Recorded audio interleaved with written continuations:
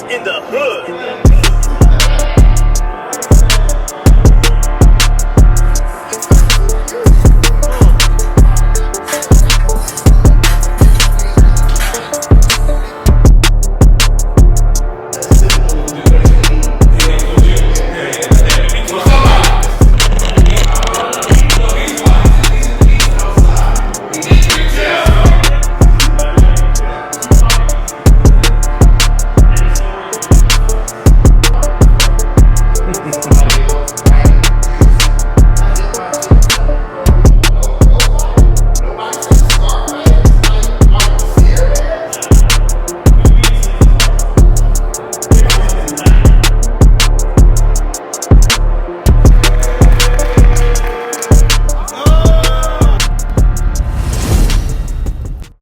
What it good be, hopefully this is what it should be. This your boy N.O.R.E. What's going on? It's DJ EFN. And this Militant Crazy Royal Podcast. Make some noise!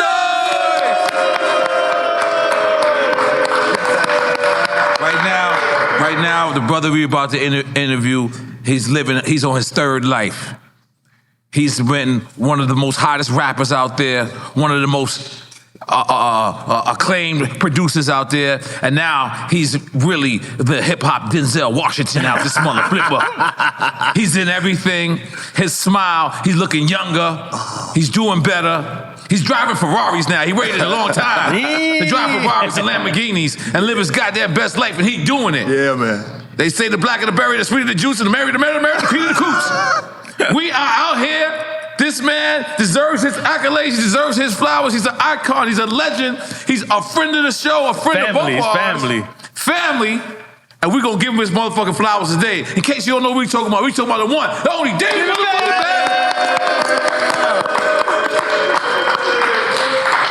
So, man, we here, man. Yeah, we here. We here, man. So, David Banner, right? For a kid coming from Mississippi, right?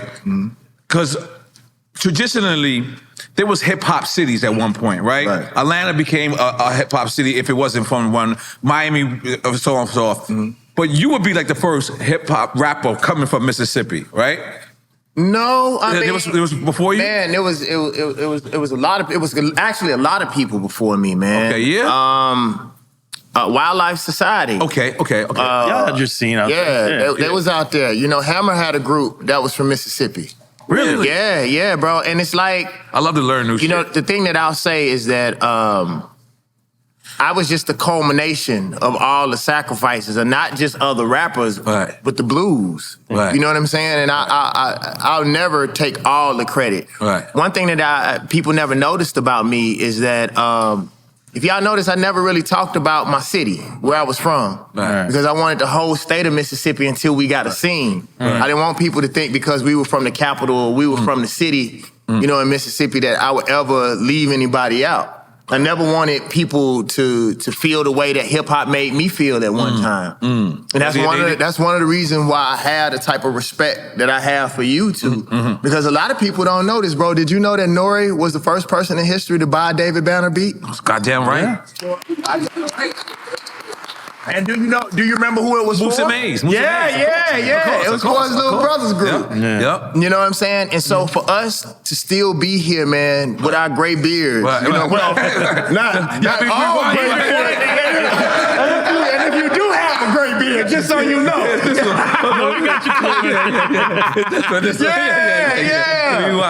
You know, and so what I always try to do is let people know that there's a strong and there's a great history in Mississippi. And I actually was bestowed with one of the greatest honors of all time. I'm in the Mississippi Music Hall of Fame, right in between B.B. King and Elvis, bro. Incredible. And I think, I don't know if I'm still, but I think I'm the youngest to ever get that honor.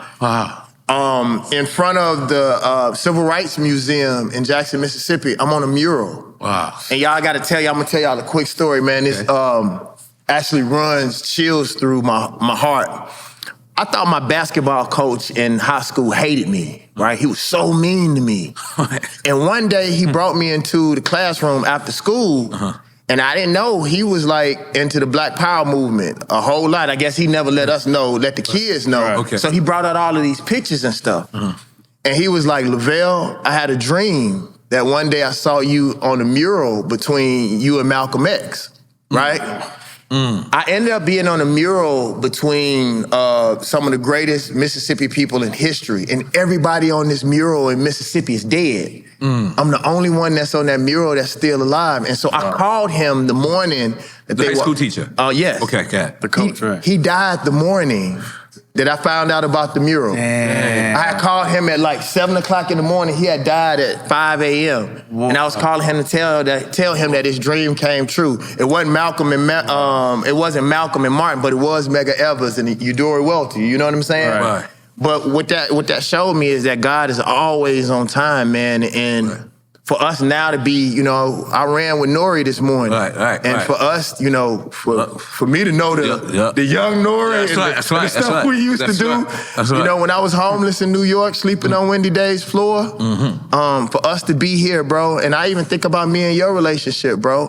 I don't know why every time, you one of the few people, every time you called me for a feature, I always just did it. I don't care whether it was rock and roll, whether it was, you know, whatever kind of music. You just always call me, bro, and I would always say yeah. So for us to be here, man, is a testament to God's life, bro.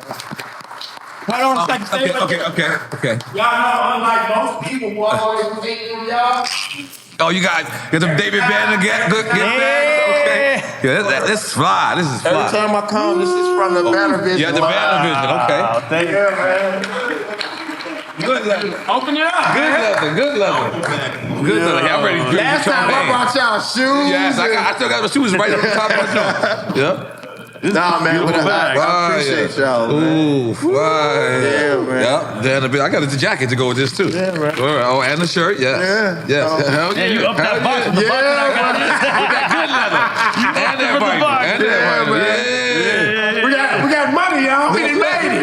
Yeah, So hold man, on. this is dope. Let's put this to the side. So let me ask you, because I seen you on the Breakfast Club, and you said one of the most interesting things I ever heard. You said that you didn't see your father smile, or that you smiled. But you said that you didn't smile because you came in the house one day and your father sees you smiling and he was like, "What are you so happy about?" And I promise you guys, I don't work for this movie, but there's a movie called Race. Right? It's on Netflix. It's about Jesse Owens. I'm addicted to this running shit, so I'll be watching all the shit now. And I remember Jesse Owens' father being a figure just like that. Like, he didn't smile the whole time. And I started to think of the people in my neighborhood who actually did have fathers. Right. And most of the black fathers were, like you said, your high school coach was. They were kind of mean, but they were trying to teach us structure, and we didn't understand that. Was it like that in your household? Well, first of all, I'm glad you asked me that question because I want to take up for my father. Right. Because my father got flack when I said that. Oh, really? Okay. So I didn't realize until about 4 years ago, I thought my dad was the meanest motherfucker on the planet. Right. But my dad got beat with a bullwhip when he was young. My dad grew up on a farm, right? So Yeah, what's a bullwhip? I'm sorry. a bullwhip, what they beat. A whip. A real fucking whip. That they beat bulls Yeah, they went to beat bull. Right. Okay, all right, cool. And so if you think about it, in comparison to his life, he was soft on me. Right. So I just thought he was this brooding, just mean monster. Right. But what I figured out was that my dad knew what black men had to go through in life. And so he can coddle me if he want to and then put me out in them streets in Jackson, Mississippi, and I get ate the fuck up, right? So what my dad did was prepare his son, and all of these motherfuckers that criticize my father, look at who I am now. Right. Look at what I am now. Right. So why would you change anything about, I see black folks and always trying to adjust our culture, always trying to go into our future. That shit ain't working. Right. That shit ain't working with our kids. And then we always talk about the Bible. We say spare the rod and quicken the child to the grave. Right. You can't spare the rod. Right. And what's happening with our children is that we are taking the, you don't take the pain out of your child's life, you take the danger out of your child's life. Right. Y'all, it used to make me so upset because all my friends loved my father. He would laugh at them and play games with them and shit. And then as soon as I leave, I like, Dad, why you laughing with this? My dad say, them ain't my motherfucking kids. I don't care what the fuck they do. They can ruin their life if they want to. Think your shit sweet. This life ain't sweet. You know what I'm saying? And no lie, N.O.R.E, I remember one time, and I want to tell the story for here because people may have not seen The Breakfast Club. I was about 10 years old and I walked into the house laughing. You know how kids are just happy. Kids just be happy just for the sake of being happy. You know, the sun is shining, I'm happy. I walked in the house and my dad said, what the fuck you happy for? Why are you smiling? He said, I pay all the bills and I'm not happy, so why the fuck are you happy? And I stopped smiling. I ain't bullshitting. I really didn't smile. Think about the David Banner album. Y'all didn't see me smiling till my third But also, people don't think about this. Jackson, Mississippi was the murder capital of the United States during that time, bro. You know what I'm saying? And we were a smaller town. So in other cities, you could go a month or two without seeing your enemies. Where we from? Let me ask you, because that was something that I brought up earlier before you had came on the run. That was something I wanted to actually ask you about because, yeah, we know that was the murder capital, but was that racially infused, or was that gang on gang? Is it black on black? Like when it was the murder capital? Well, I'll say this, bro. The thing I tell people about Mississippi all the time is, if I had to pick a white person on this earth to fuck with, it would be Mississippi white folk. Because Mississippi white folks, if they love you, they'll die for you. If they hate you, they'll try to kill you. It's unlike these other cities, like, bro, like you know where they stand. Yeah, you be around a white dude working with them, and then this motherfucker been stealing your pension. You 80 years old and your money gone. And you thought that was the homie. At least in Mississippi, a motherfucker, like, there were lines. I even knew this from selling my CDs.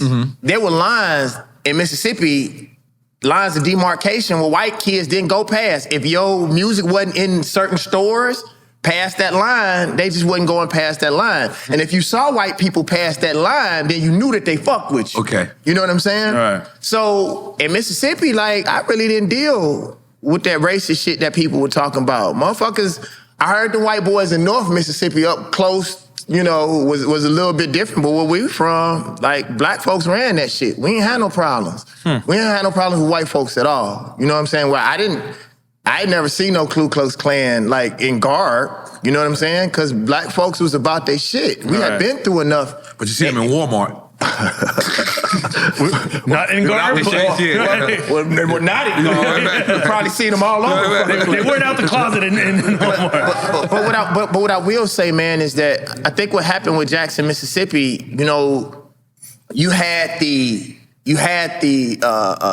migration lines, you know, through the Mississippi River and the trains. So we were so deeply connected and so deeply rooted in Chicago. So, like, you know, our parents would move to Chicago. Like, me and my mother were different. Most people didn't know this. Like, my mother was born in Mississippi, raised in Chicago.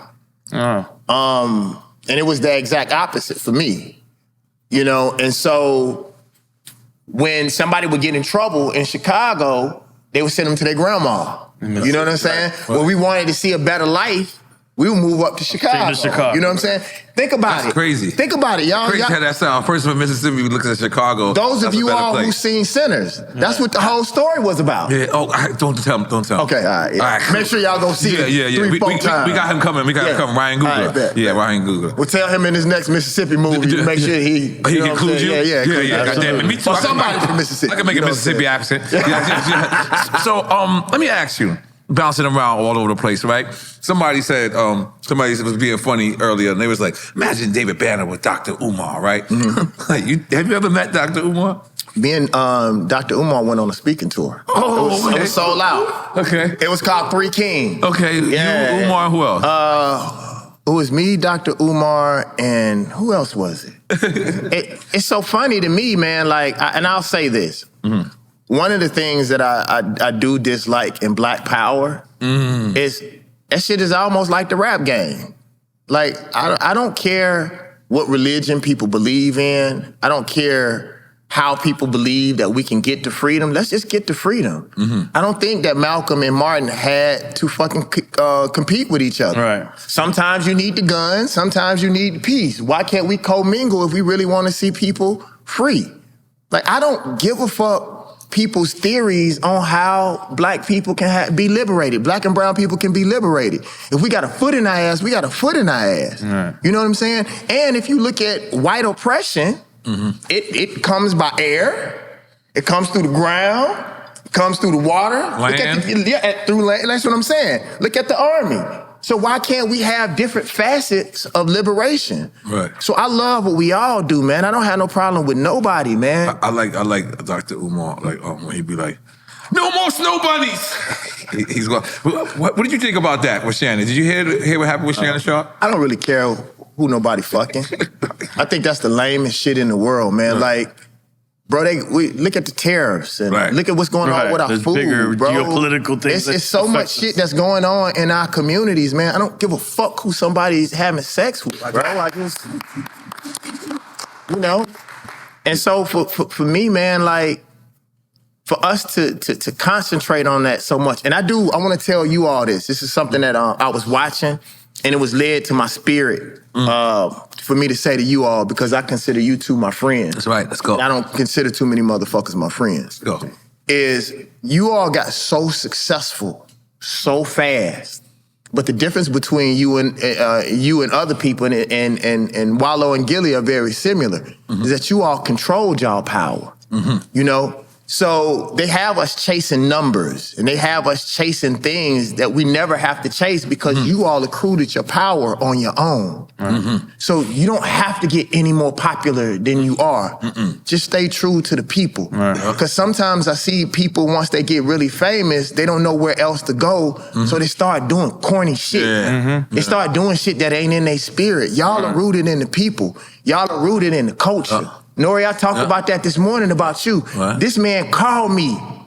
He don't never call me when it's time to make some money. But when the revolution runs, N.O.R.E called me. N.O.R.E called me and N.O.R.E say, Banner, the rap game needs a motherfucking union.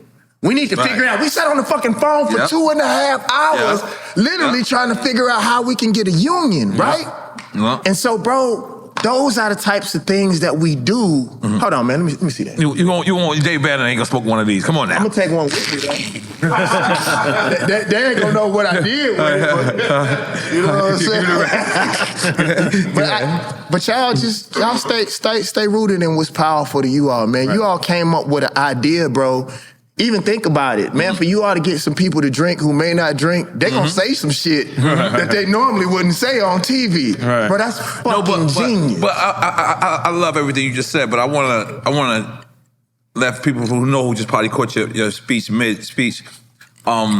This is about giving people their flowers, man. Like, really what it is there's been people that me and EFN has been even more successful than. We bow down and we humble ourselves and we give people their flowers, because in this game, if I sincerely believe, if you was famous for 2 years, if you was famous for 3 years, and especially let alone who we interview, if you famous for 10 years, and you can still have a head on your shoulders, you really do deserve your flowers. You really, like I said this playing around, and I named a record Super Thug, and I tested on this earlier. But like, if you been famous in this rap game for 10 years, you are a superhero. You are a version of it. You know what I'm saying? And not just famous. If you were a pioneer, especially or someone that worked on the ground, that we know was 90s, foundational. When it was hard to get on and when it was time to get on, like, I sincerely believe that this is my therapy. You know what I'm saying? Like, when I could give a person their flowers and tell them, listen, man, I want to give it to you while you can smell them, your thoughts while you can think them, and your drinks while you can drink them. You know what I mean? Because the thing with us, what we said is, it's never going to take away from us for us to give people their just due. You know what I mean? And that's what hip hop is missing. That's what I think this is a real special part of the show. But Crooked Letters. Let's start with that, right? Me and you spoke about it earlier, but let's let the fans in. We have very similar. Like, I came out with the War Report, Capone and Noriega. Then you guys came out with that. What is the difference between you when you're in a group and you when you're solo artist? What's that difference?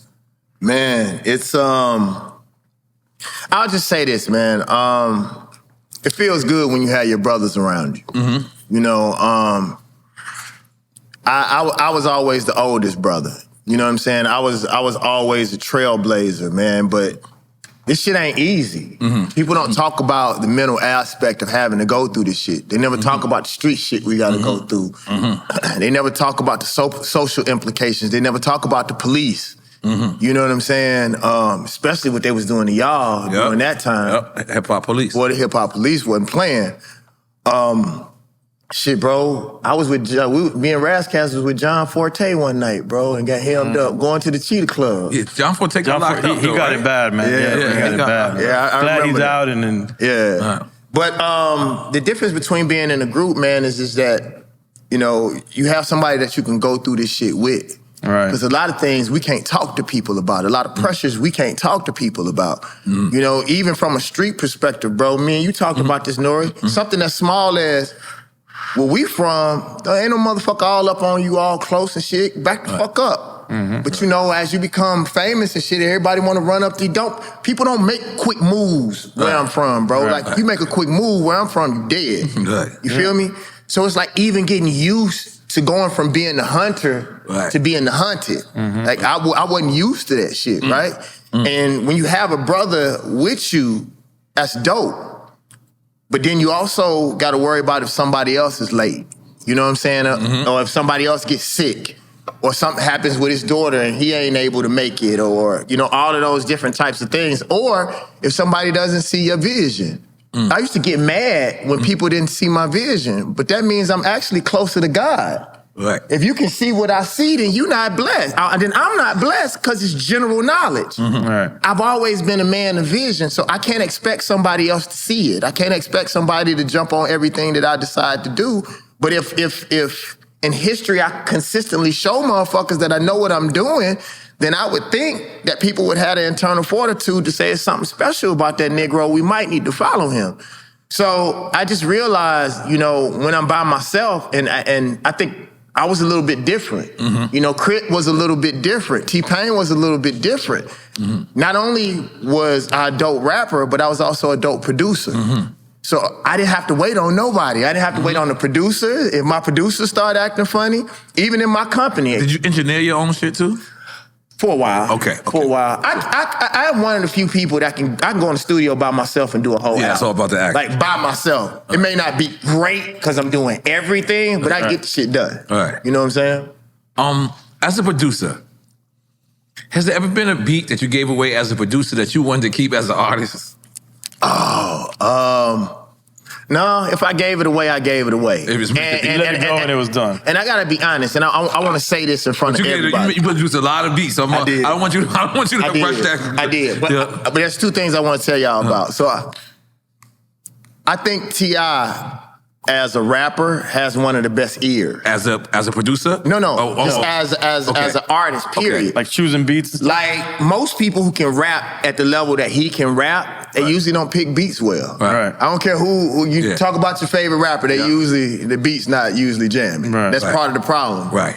And so what I would do with Tip was I would go and play beats for Tip. For him, and have him pick it off for And other have artists? him pick the beats that he liked, that's and the then I would cheat take those beats and go play was them for your other A&R. people. He was my A&R, I didn't even know it. Yeah, And it was funny because I just went to him recently and it was like, bro, I want your ear on my next album, bro. Like, I really want him, because he has such vision and Right. he's so, I don't know, it's something really special. But because I give you an example, when we did Rubber Band, man, I'm a producer. I'm not a beat maker. Tip left and came back with that record being the way that it was. So like the kids and all of that kind of stuff, that was him. Right. He added to it? Yeah, like he didn't add to the beat, but the structure. The overall? Yeah, because I produce Right. records. I don't just do, I just don't give a person a beat and they run off, you know? And that actually came from Snoop. Snoop is the person that turned me into a producer instead of a beat maker. Bless you. I was producing Snoop, and I was just so happy to be producing Snoop. I didn't say shit. And Snoop said, "Come in here, nephew." He was like, "You dope." He said, "Tell me what to do." And I say, if I can tell Snoop what to do, the rest of y'all motherfuckers can't tell me shit. He got that from Dre. And I started running here telling motherfuckers, you do this, you do that, man. Fuck that Snoop. Say I'm the shit. Fuck you. No, but if you think about it, Snoop has kind of always been produced. I mean, yeah, Dre's the ultimate producer. So he probably, even if you didn't want to like produce for him, he probably had to force you to do that, man. And so, you know, from that point, bro, I just realized, like, I'll give y'all another story. Yeah, y'all gonna trip on this. And it's crazy because Beyonce just used Like a Pimp in her tour. Man, y'all clap for that shit. That was big.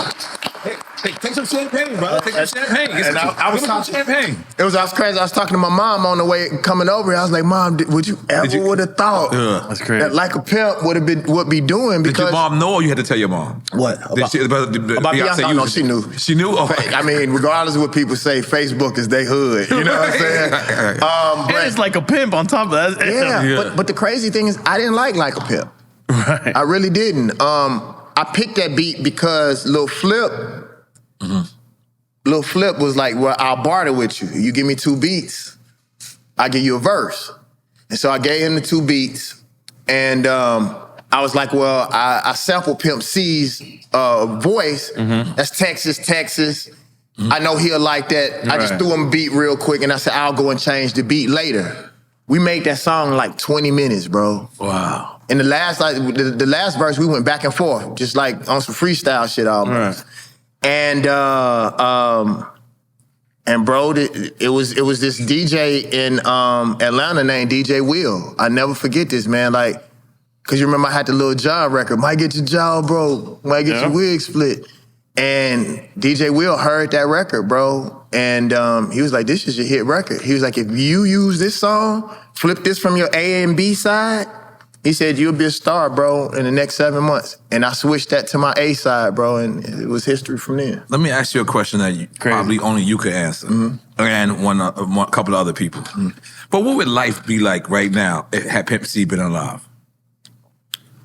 Music would be different. Life would be different.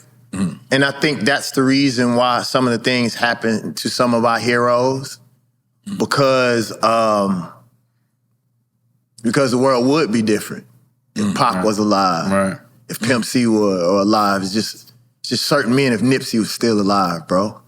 You know, and I don't know, man. It's crazy for me because Pimp C was my friend. That's what I'm asking Pimp particular. Yeah. All right, so this is You got a song called Chad, right? Yeah. Where you basically giving this. Yeah, this is a true story, bro. So Pimp was real proud, you know, because I had gotten really sick. And the reason why I lost all of the weight, because the doctor said, you know, with me having high blood pressure, sleep apnea, and high blood pressure, sleep apnea, I think I had like high cholesterol with all of that stuff at the same time. He's like, you're going to die soon. So like I got with Scott Parker and ended up losing like 56 pounds in like 3 months. Wow. And so me and Pimp C had gotten really tight. Speaking of Like a Pimp. While you was losing the weight? No, that was before. Okay, go ahead. When Like a Pimp came out, you know, I told y'all the story last time about how I used to write him in jail. And we had became real tight. Pimp was gonna move to LA. And so see that. And so like it was me, Juicy J, his producers, like we all was gonna work on Pimp album.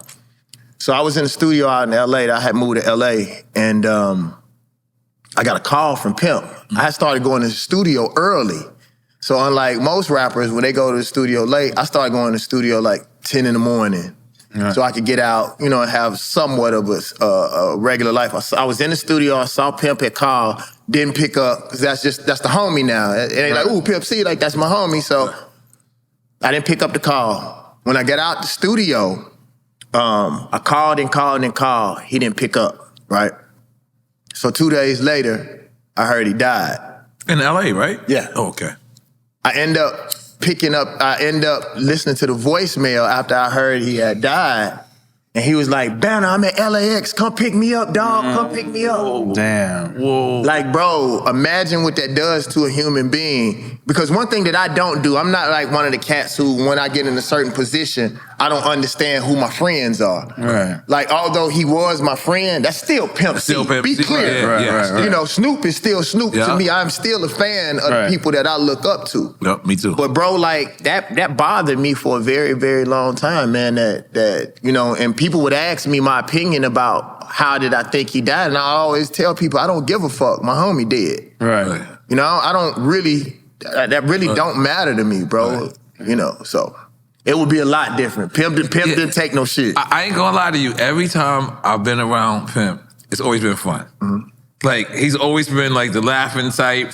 Like, Banner, man, don't let these niggas know you, Banner. Pimp was so fucking funny, but Pimp had a theory that if you let people know who you, the child in you, then you're gonna have to hurt them. wow. Because people will play with you. And Pimp didn't let motherfuckers play with him. Yeah, Banner, don't let them niggas know you, man. You smart. That's what he would tell me that all the time. You smart. Pimp would always tell me, he was like, Banner, you gotta take some time, bro. Like, you smart and you ahead. He's like, it's gonna take time for the world to catch up to the shit that you on. Right. He's a great motherfucker, bro. Yeah, I miss him like a motherfucker. Rest in peace, Pimp C. Y'all make some noise for Pimp. So our show is about giving people their flowers. We want to give you your flowers. Where we at? Yeah, we want to give you your flowers. Oh, yeah. You know what I'm saying? Because you never got him from You us. never got your flowers. Yes. Yeah, so I want to been give a you minute since you came. face to face, man to man. And we just started doing this thing. tradition. Oh, shit, that's hard. Oh, that's hard as fuck, y'all. Snoop said it's better than a Grammy because it come from his people. Oh, man, Let's go. that's hard as fuck. And we gotta really thank you because you came early to Drink Champ. And would you believe we just celebrated in March 9 years of Drink Champ? 9 years. Going on to our 10th year is wild. Me and N.O.R.E was talking about it this morning. I don't know if anybody's been on here more than me. Oh shit, y'all. Around Jadakiss and you, and Ja and Fat Joe, I think around. Yeah, bro. I appreciate it. I'm honored. I remember before we Well, was this on is your TV. house. So let me just say this again for people that didn't see this. I just want you to know you can come up here anytime you want to talk, anytime you want to speak politics, you want to speak anything. This is your house. You should know this already. But I want the people to know it too, motherfuckers. I want you motherfuckers to know that if you see him, you see us not going for a week, and you see David Banner here every day. We planned it. Well, you know what might end up happening if y'all want to go on the break. Yeah, that's all. Yeah, it's all good. So I've been having so much fun watching you have so much fun living this movie star life. Wow. It just seems like, for lack of a better term, here, I'm gonna salute you from Trap Park and A. Thank you, bro. For lack of a better term, it's like I see. I don't want to use the word reincarnated, but I see you. Like, you're a whole different person. Yeah. I can't know if I attribute that all to just the movies, maybe it's mixed in with the workout. But lately, when I see you online and I see you, promoting the movies and I see you, it's just a glow and it's a look that you have that it speaks happiness. Like, And you don't natural. even have It's to say very you're natural. happy. I can see the shit. Like, what the fuck is going on? Bro, this time last year, bro, and count 2 years back, I went through the worst depression that I ever went through in my life. And motherfuckers really showed me their ass. Family, friends, the music industry, everything, they really showed me their ass. And God is so powerful, bro, because God laid the whole world out to me and showed me what the world was, and bro, no bullshit. I talk about this, man. Y'all gonna be surprised, bro. I called Method Man. And Method told me, bro, he's like, the only common denominator in everything you're going through is you. You can't make nobody buy your records. You can't make nobody put you in their movies. You can't do none of that shit. You can only change you. And I told him, man, I was like, bro, and what's funny, this is the funniest shit in the world. Meth didn't know me. Rottweiler, I did a verse. Cause you remember, bro, I had just went on this run where I was just spazzing on the mic, right? And I did a verse on Eric Sermon album, and me and motherfucking Rottweiler got really, really tight. And it's so crazy because Rottweiler seemed like he was from Mississippi, because I said, man, I'm doing a God Box too, and I think I want Method on record. He did some Mississippi shit. He was like, you want meth on the record for real? Hung up in my motherfucking face. I was like, what the fuck? Like, bro, 15 minutes later, here go Method number. He said, call him tomorrow. So I called, Method did the verse in a fucking day, bro. Wow. And I asked Method, I said, Method, man, why you fucking with me like that? You don't know me? Method was like, man, I get on Twitter sometimes and Black Twitter say, protect David Banner. Right, we gonna do that shit. And so then we had, we would talk every now and then. So one day, man, I was seeing how happy he was on TV and how well he was doing. So I said, if God has blessed me to have people in my life like that, call them on some real shit. Right. So I was just like, hey, bro, I can't sleep, dog. And Method said, I went through the same shit. And he said, when I wasn't sleeping but 2 hours a night, N.O.R.E. Wow. And start fucking with my mind. I ain't gonna even bullshit you. And it's crazy because when I would go to the doctor be like, okay, yeah, you can't sleep. I'll see you in 4 months.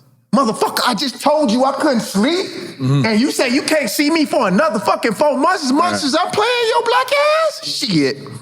So Method said, I couldn't sleep either, Banner. And he said, so what I started doing is getting up going to the gym. He said the gym in New York open at 4:30.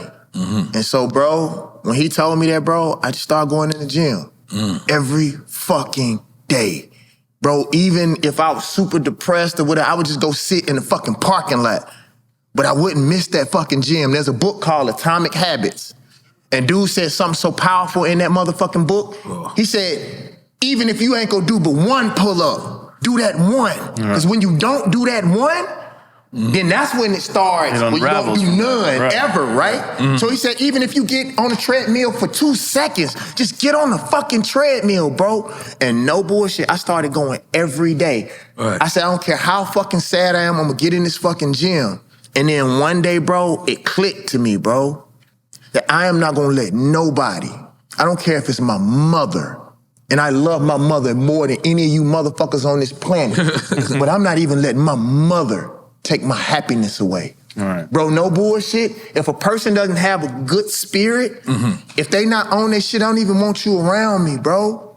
So let me ask you, do you think that by you working out, you attracted these movie roles? Do you think, I mean... change your state of mind through that. Let me just be honest with you, bro. Okay. I'm one of the sexiest motherfuckers on the planet. I'm just being honest with you. I mean, y'all don't have to admit it. I know we're very heterosexual men in this bitch, but I look awesome. Did you see when we was running this morning? White lady was looking at me. I started to go get reparations right then. But I was like, no, I'm out here with N.O.R.E. Let me be cool. Nah, seriously, bro, no. Like, no bullshit, bro. When I tell people that I'm the sexiest motherfucker alive, it's not because I'm popping shit. It's because we stay in that fucking gym, bro. Bro, I see how you was running today. That's 4 years of training, dog. Like Method said, bro, I can't expect a motherfucker to put me on their film, but I can be prepared when I walk in that fucking room. I can know my lines and look better than any of these motherfuckers on this fucking planet. And what it also does, bro, is it motivates the children, bro, to want to be better, man. So what I decided to do, man, is not complain about the world, but work on me and me be better. And no bullshit, bro, you talked about it earlier. The reason why I started fucking with the Ferraris and shit like that, it wasn't to pop. A lot of people do that and get into opulence so they can show out in front of other poor people. That's not the reason why I do that. I do it because I've never done nothing for myself. Bro, think about all the fucking money that I made, and I looked around and I didn't have shit. It's not about having their toys, but if everybody else in the world, I told somebody, I said, when I presented to the world a martyr, all black people brought me was death. When I presented to the world a fucking king, they brought me money, jewels, gifts, and opportunity. And I say this especially to our young ladies that's watching Drink Champs. People treat you exactly how you treat yourself. If you treat yourself like shit, then other people gonna keep shitting on you. If you don't take shit and all you put in your body is the best, all you step into is the best clothes, the best things, then people are gonna treat you exactly how you treat yourself. If I told a motherfucker this, man, then when they brought me to speak, I said, how you gonna offer me $10,000 and my outfit is $7,000? I'm not bullshit. I'm dead serious. Look at me. Look at me, motherfucker. In order for me to come to your event, motherfucker, you gonna at least have to double my outfit. So honestly, like, bro, like, I get paid a house. Whether hip hop is selling or not, bro, my lifestyle is a certain way. So don't call me if you don't have the bread. Right. You know what I'm saying? And I'm serious, man. God loves us so much that whatever you say is true. If you say you a nigga, then you a nigga. If you a God and you act like it, you that too. God wants the best for you. Life conspires to give you exactly what you want. But what we don't notice what we say to ourselves. Nigga, I'ma die tonight. I'ma die tonight. I'ma die tonight. That nigga dead. And I'm a cash money millionaire. I'm a cash money millionaire. I'm a cash money millionaire. You become a millionaire. They're millionaires. Right. So I want opulence, bro, and I want peace, and I want happiness. And one thing that I want to do for y'all, bro, I have some things that I'm doing on the technology side. And it's funny, I told Big Tigger this morning. When this shit happened for me, all y'all motherfuckers could quit. And we ain't that cool. When I'm telling you, when I do the shit that I do, y'all can quit this shit. We done for life. Like, bro, the stuff that I was so proud of myself last week, and this is not on no cap shit, bro. No, week before last, 3 of my phone calls were casual phone calls with billionaires. And if what they say, who you talk to and who you spend your time with, the 10 major people around you are going to influence your life, well, y'all motherfuckers better get ready then. Clap to that shit. Let me ask you something, and this is for me knowing you for 25 years. And this is an outright question I want to know for myself. Okay. Do you trust human beings? Do I trust human beings? I trust human beings to be human. I'll tell you all something, and this is serious. This is going to shock a lot of people. One of the things that helped my depression is I don't hate anymore. I don't hate anybody on this planet anymore. Other races of people who actually may deserve hate because of the things that they have historically done. What I realize is that there's a finite amount of energy in the universe, right? So there can't be any more energy created, right? So if I give my energy to like 30% or let's say 50% of that to hate, and it may be justified hate, then you constrict the opportunity to have opulence, love, opportunity, vision, right? So what I started understanding is that if you know people have historically been a certain way, then why you keep going around them motherfuckers? That's your fault. A lot of people got mad at me when I said, I told Big Boy this. This is the best time in history for black and brown people. And people say, huh? I said, because these motherfuckers have shown you exactly who they are. And if we don't take care of ourselves, we're done. So now is the time in history for us to create our own shit, our own movies. It's time to let the fucking plantation go. And back in the day when I used to talk my shit, y'all be honest, most motherfuckers thought I was crazy. Some of y'all in here probably thought I was crazy too. That nigga crazy. And now that all this crazy shit is happening, now people are looking for solutions for the motherfuckers who were crazy. Bro, I know the albums that we made. I know the songs that we made. We was talking about this shit 10, 12 years ago. Right or wrong, E? Yeah, absolutely. And this shit came true. So now it's time for us to get our farms, bro. Now it may be time for us to move to Belize or to Brazil or I just got back from Bali. You know what I'm saying? Like, it's time for us to stop talking, bro, and start moving. Acting. Yeah. Acting on it. Bro, Simmons threatened me if I go to Bali and I don't go see him. Like a, you gotta do run like champs a Queen's out there. threat. Oh, that's a fucking great idea. Everything you're saying, I keep thinking of Banner Vision, the brand. Because you know why? You know what? I'm gonna be honest with you.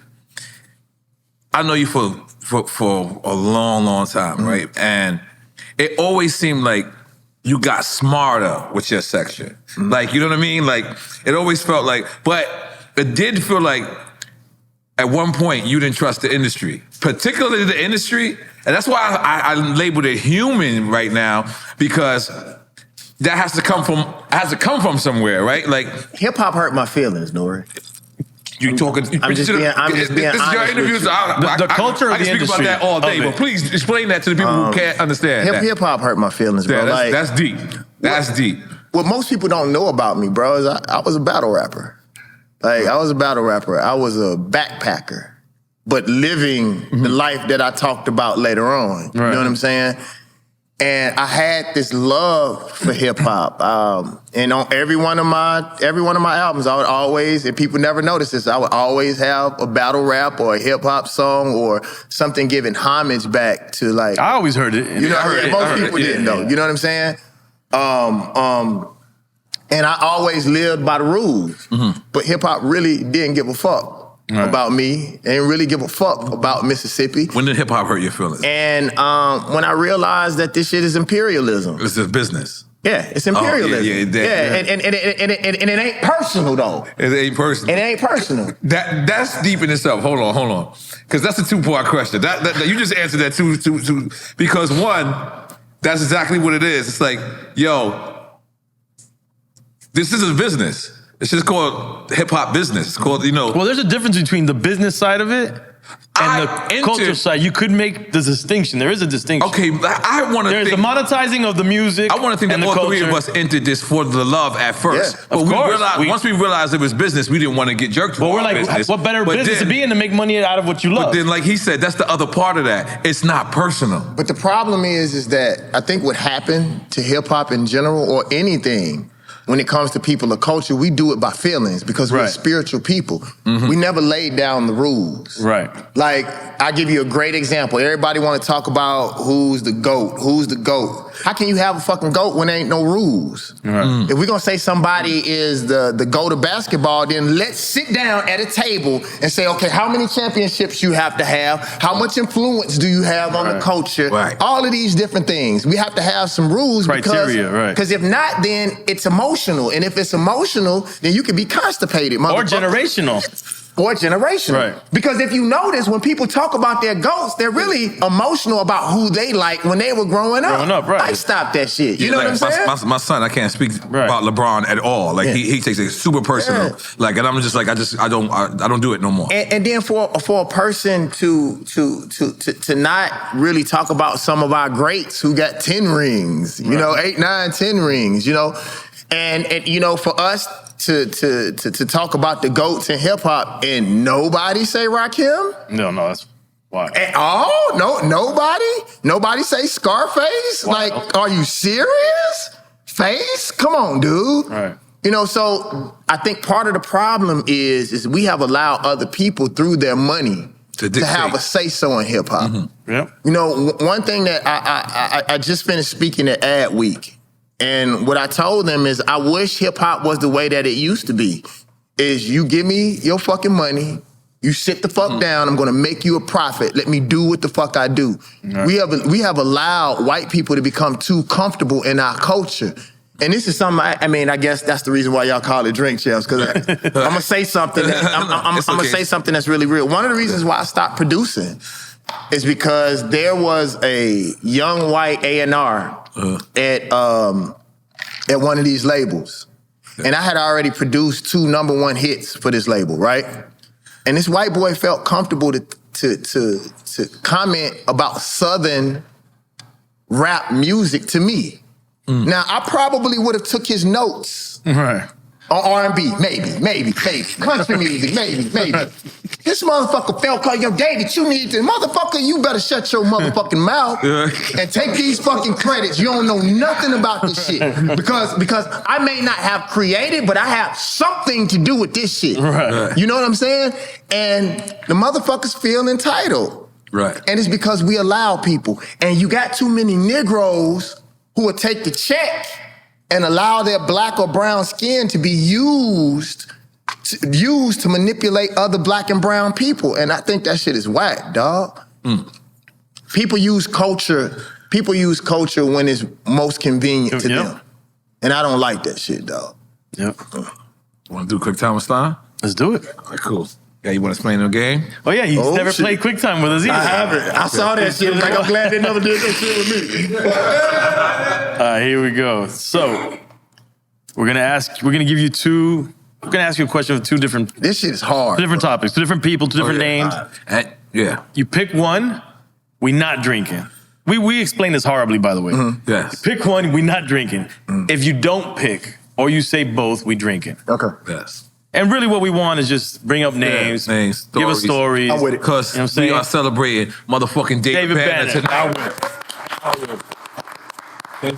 Like, listen, man, you know, the show has got bigger and bigger and bigger, and we truly have a different audience, and we truly want to share this audience with you, you know what I mean? Because you've been a part of each audience this is your audience. So this is your audience. iteration, Each bro. iteration, yes. Yeah, bro. Yeah. So, damn, what are you drinking? Mama Juana. This is another Mama Juana. You got a fancy one that bottle. Pablo brought. I'm proud of you. Yo, Because I ran out of my homies. No, I ran out of the other one. You usually have this shit in plastic. Like, Mama Juana King is still the king. I'm proud of you, bro. Shout out to Candela. This is Pitbull brought this through. Okay. Damn, Pitbull got a motherfucking Mama Juana. Remember, he brought it through last time. Oh, yeah, I forgot. All right, ready? Yeah. Yes. Tupac or Easy?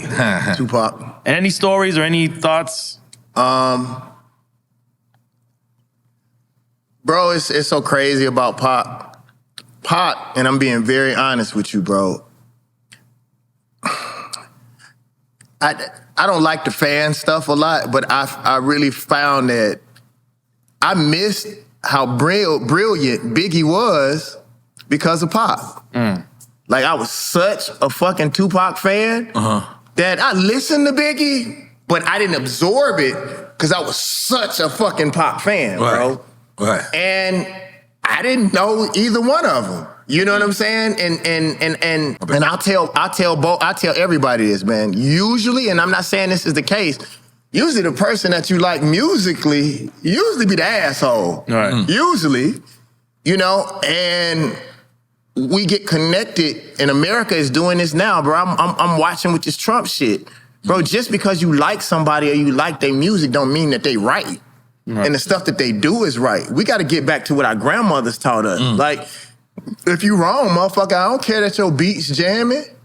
Back in the day, bro, just because you had money, we'll spend up your money, motherfucker, but you ain't cool, you still a fucking lame. You know? So for me, bro, I really, Suicidal Thoughts from Biggie was one of my favorite songs, bro, from him, and I would listen to that a lot, but I really miss the opportunity to enjoy, you know, Biggie's artistry because I was such a big Tupac fan. I think Tupac transcended hip-hop, and not many people can say that. I think he had a bigger calling on his life, and he wasn't a perfect man. None of us are perfect, but I think the calling on his spirit was so big, and that's, you know, we talked about Pimp C. You know, imagine if Pac was still alive. A lot of these rappers wouldn't be rapping. It'd be crazy. You know. So you picked, it's Tupac or Easy? No, he picked Tupac. He picked Tupac. Okay. He picked, Big Crit or Currency? Crit. Okay. I think Crit is one of the dopest artists that ever walked this planet. Crit is dope. Yeah. We need him on Drink Champs, bro. Yes. 8-Ball, MJG, or 3-6 Mafia? Oh, we not drinking. Oh, we are drinking. We are drinking, yeah. Well, let's get up. We drinking twice. So you saying both? Oh, I'm saying both. Yeah. Oh, come on. Salud. Yeah, bro. Salud. Shit. Oh, That was a good one. Yeah, he got the shot glass. He got the shot glass. Oh, yeah, she put a shot for you then. Okay. Cheers. Okay, I want this one. Ooh, I know where he gonna go, but I want this one. Wu-Tang Clan or the Dungeon Family? Dungeon Family. See, are you voting with heart? Cause see, that's one thing. Y'all South motherfuckers is very can't say it like protective. that, though. Yeah, y'all very protective of y'all South shit. I ain't gonna lie. But New York niggas not? Yeah, but it's New York. It's New York. It's just the South, bro. Think about what Brooklyn saying, dog. What the fuck you saying? But no, ask him about Brooklyn. When Brooklyn's here, it's Brooklyn. That's true. It's true. But hold on, but let me tell you this, though, bro. Let me tell you this, and this is very important to me, man. I think Rico Wade's family and the Dungeon family's Rest family. in peace, right? We go Rest in peace, absolutely, yeah. Bro, they should be billionaires or close to it. Absolutely. Bro, yeah. they helped shape Atlanta in general. The South as a whole and hip hop as a whole. Think about what Atlanta turned into and how big the Dungeon family was a part of that, bro. You know, for me, the Dungeon family, and I am a Wu-Tang fanatic, be clear, and I'm from the South, bro. Right. But Goody Mob stopped me from going down that wrong road. When I was thinking about, because I've always been blessed with both sides, the intelligent, school, the streets, rap. Like, I've always had all of those things around me. When I heard Soul Food, and they used to be in something that was called a robbing crew, a couple of them dudes used to go around robbing parties, dog. Wow. And for me to hear some dudes that were really thorough, for real, for me to hear some of Cujo's stories, like what I heard about him, bro, and for him to talk the shit that he talked about spiritually, bro, it changed my life, bro. Like people can say what the fuck they want to, bro. Outkast, Andre 3000 to me is the best rapper who have ever touched this planet. I don't give a fuck what nobody say. And I'll say it because he don't really even care about the shit. Imagine me thinking a motherfucker, Andre said the hardest shit any rapper has ever said in history. He said, I asked her what she wanted to be when she grew up, and she said alive. It didn't even rhyme, nigga. He asked the child what she wanted to be when she grows up, and she said alive. Right. What the fuck? So for me, bro, like being from the South, we didn't have the Yankee hats to hide behind. We didn't have the Knicks to hide around. We didn't have fucking hoods and shit like that to hide around. Bro, we had to fight slavery. We had to fight the motherfucking Confederate flag. We had to fight, you know, bigot ass motherfuckers in hip hop. And N.O.R.E, the reason why I'm so surprised about you, because you was one of the few motherfuckers when them niggas was hating on us, dog. You know how much they was hating on us. Them niggas was hating on us, dog. He kind of forgets that he You knew. were the only motherfucker, one of the only motherfucker, dog. Bro, so you understand the imperialism, and I'll even go even further since I've been drinking.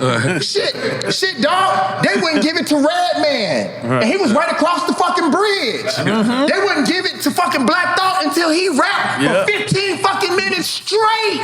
They wouldn't give it to Common. They wouldn't give it to motherfucking Andre 3000. You know who they is, right? Yeah. and they wouldn't give it to the West Coast until they stomped on buildings. Yeah. So, bro, that same imperialism, that same racism that they talk about, it reared its head in hip-hop, but people are not men enough. And I will say this, N.O.R.E, and I mean this because I love hip-hop, and I looked up to these niggas, bro.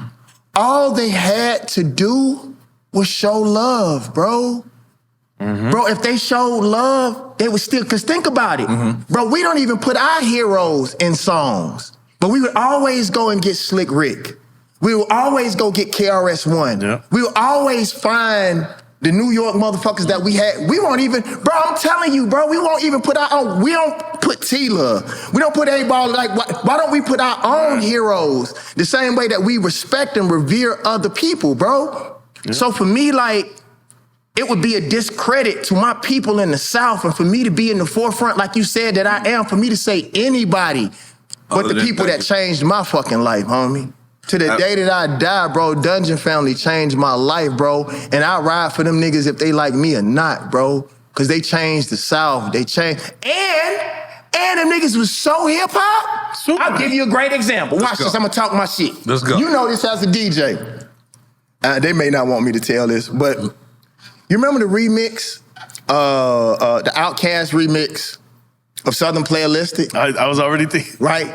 So that's the same sample from Mad Props, because people don't know that I was a battle rapper. I'm a hip-hop head from the youngsters. Bum, bum, bum, bum. But they just took and put a piano over it. Dun, dun, dun. And with me, because I'm a producer, I could hear the sample in the phantom noise from the headphones. I was like, them motherfuckers are geniuses. They took fucking hip hop and put mud on it, bro. And I'll tell you something, bro. I gotta give a big shout out to Big Daddy Kane. I played the God Box 2 for Big Daddy Kane because I didn't know whether I wanted to put it out or not. And Big Daddy Kane called me back and said, David Banner, this is Southern hip hop. It's not people from the South trying to sound like they from New York. He said, bro, this is what Southern hip hop is supposed to sound like. Because I remember telling KRS-One one time, bro, I said that I really do got a Cadillac on 22s. My homeboys did really sell dope. So my hip hop, if hip hop is really truly a life experience, it's just what you live in life. And our lifestyles are not the same. Kodak Black or 21 Savage? 21 Savage. Okay. Ghetto Boys or UGK? Never answer that question. So we drinking. We drink twice. Yeah, I drink both of them motherfuckers on that one. Cheers. Okay. Dead Prez or Black Star? Ooh! Oh, shit. Need a shot?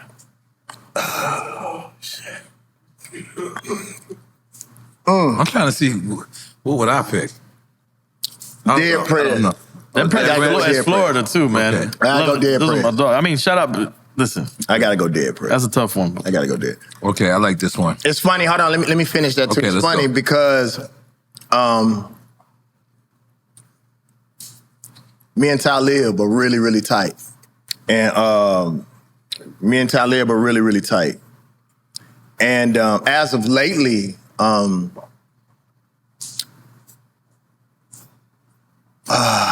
can't call him Most Def no more, huh? Yasin. No, Yasin. Yasin Bey. Yasin is that verse that he did on some of the last verses I've been hearing from him. Nah, have been he's great. ill, man. He's stupid, bro. He's stupid. But for the culture, bro, I gotta stick to it. Yeah. Shout out to Stick and M1, bro. This is one I always love. NWA or Public Enemy? Well, it's been Wu-Tang and NWA. Yeah, we switched it now. NWA. Okay. Rap City or Yo MTV Raps? Rap City. Black Thought or Nas? I'm not. I'm not answering. I'm not answering. Come on. Okay, all right, let's go. Come on, let's go. What happened? Yeah. Have some water. Yes. Yeah. ODB or Biz Markie? I love this one. Oh, Rest in peace to both those. Biz Markie. Okay. Okay. Michael Jackson or Prince? Prince. You got to meet Want Prince? to talk about that? Yeah, you got to meet Want Prince. to talk about that? I feel like did we ever talk about it? 'Cause we always talk All about right, Prince and Michael. so this is my thing about that. For entertainment purposes, it's Michael Jackson all day. Right. He's the ultimate. For singles, radio, but Prince, hands down, is one of the most talented motherfuckers who have ever walked this planet. Play everything. He played everything, and he was the youngest artist, even when he was a teenager. Right. He played every instrument on his record. He produced himself. He's a fucking genius. And advocated for ownership. Exactly. And he didn't need nobody else in the room but just him. Right. You know, it's funny because all of my favorite artists are actually related. Prince's favorite artist is Curtis Mayfield. Okay. Andre 3000 favorite artist was Prince. So it's like all three of them, it was a line of the people who I've always looked lineage, at. right. Yeah. So, Okay. but Prince, from an artist perspective, just straight up getting in the studio by yourself, nobody else is there. That's why I have such a deep respect for Big Crit. I have such a deep respect for T-Pain, the people who I never really, really talked about. Myself, who don't really need anybody. Because N.O.R.E, I'll tell you something that I thought about, bro. I'm listening. My career would have been so much bigger if I would have had like A&Rs that I could listen to that could really bring me beats. Because like, think about it. All of my hits really came from some shit that I did. Right. Absolutely. Right. You know what I'm Great. saying? That shit hard as fuck to do, bro. On that level all the time. Because all vibing is lining up with God. To even say, think about the Bible and how many people who are actually in the presence of God. When we say we vibing, that's when we zoning out and you actually in the presence of the Most High. So even if you did that one time, think about it. Like a Pimp could have been the only time that I ever was close to God. Right. But I've done that 6, 7, 8, 9, Proven 10 it over times. and over. Yeah. Right. But that shit hard, bro. Like But imagine. it's gotta feel good. That shit. It gotta feel better than someone else producing it. You did everything yourself. Bro, I don't give a fuck whether somebody else write it, produce it. That hip hop shit, I'm telling you, bro, we get so into that. I used to be into that shit, bro, but the real truth is, bro, you gotta get the record. Right. I'll cry in my Lamborghini later on, you know what I'm saying, when I had that hit record. But like, bro, you put yourself through so much emotionally, and you gotta think our bodies, these are the conversations we don't dive into, bro. Our bodies are changing. Right. Life is changing. You know, the time that we decide to do the album may not be the time that God wants us to do it. Right. And so sometimes we force shit that's just not there. All right. Y'all, when I'm happy and I'm healthy, I don't think it's too many motherfuckers on this planet that can fuck with me. Right. But it's so hard to get in them spaces and them places. Who next? You gotta be on that frequency. Yeah. Analog or digital? Analog. I'm glad you said that. EPMD or Gangstar?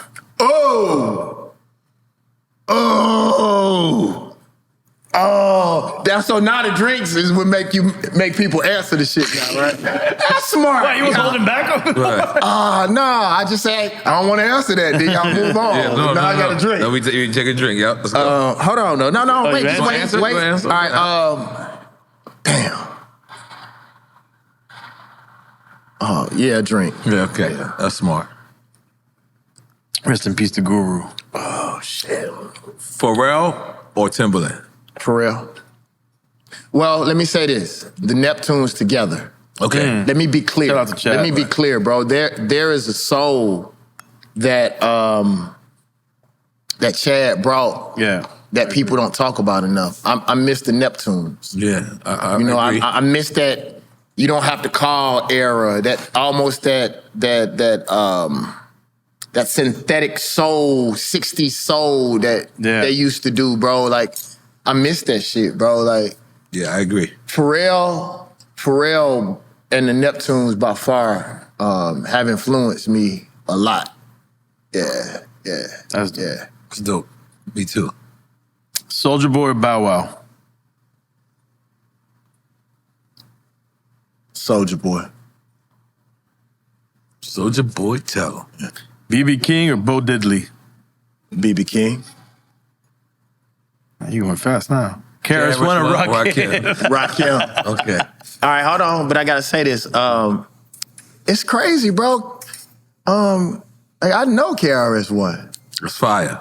Like, he talked about being on a record, bro. It was the craziest shit in the world. It's fire. And they're still doing it at a high very frequency. Yo, like, getting good show There's one's in money, Europe yo. right now. Getting good show money. I was so proud of my OGs. I see a couple of their offers. I was like, okay. they getting it, Bro, man. As they should. Bro, I was a fiend before I became a teen. I met the microphone instead of cones, the Ice King music orientated. So when hip-hop was originated, fitted like pieces of puzzle, complicated. Because I grabbed the mic and tried to say yes, y'all, and try to take it. They say that I'm too small, cool. I never get upset. I kick a hole in the speaker, put a plug, then I jet.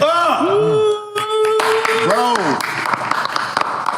he the reason why I wanted to rap, bro. I never heard no shit like that in my whole entire fucking life, bro.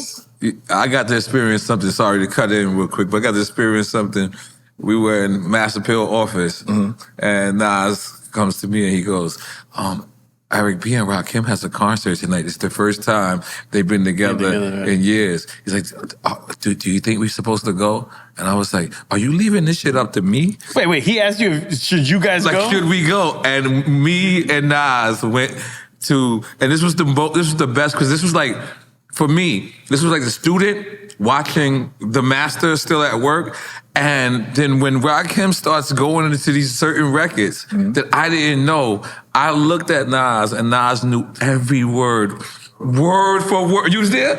Yeah, he knew every word. And it made me say that, like, because it was like the Karate Kid watching Mr. Miyagi. That's that lineage right there. Yeah, like Mr. Miyagi. And I saw that. Like, so I got to see that, David Banner, of like like, first off, Rakim and Eric B. be great again together. No, yeah. That was amazing. But to see the other person that took over that lane or that Took world. the baton. Yeah, Took took the the baton. baton. Yeah. And to see that he's still a fan, it was like so amazing to me. I love that shit so much. Can I say something, y'all? Yeah.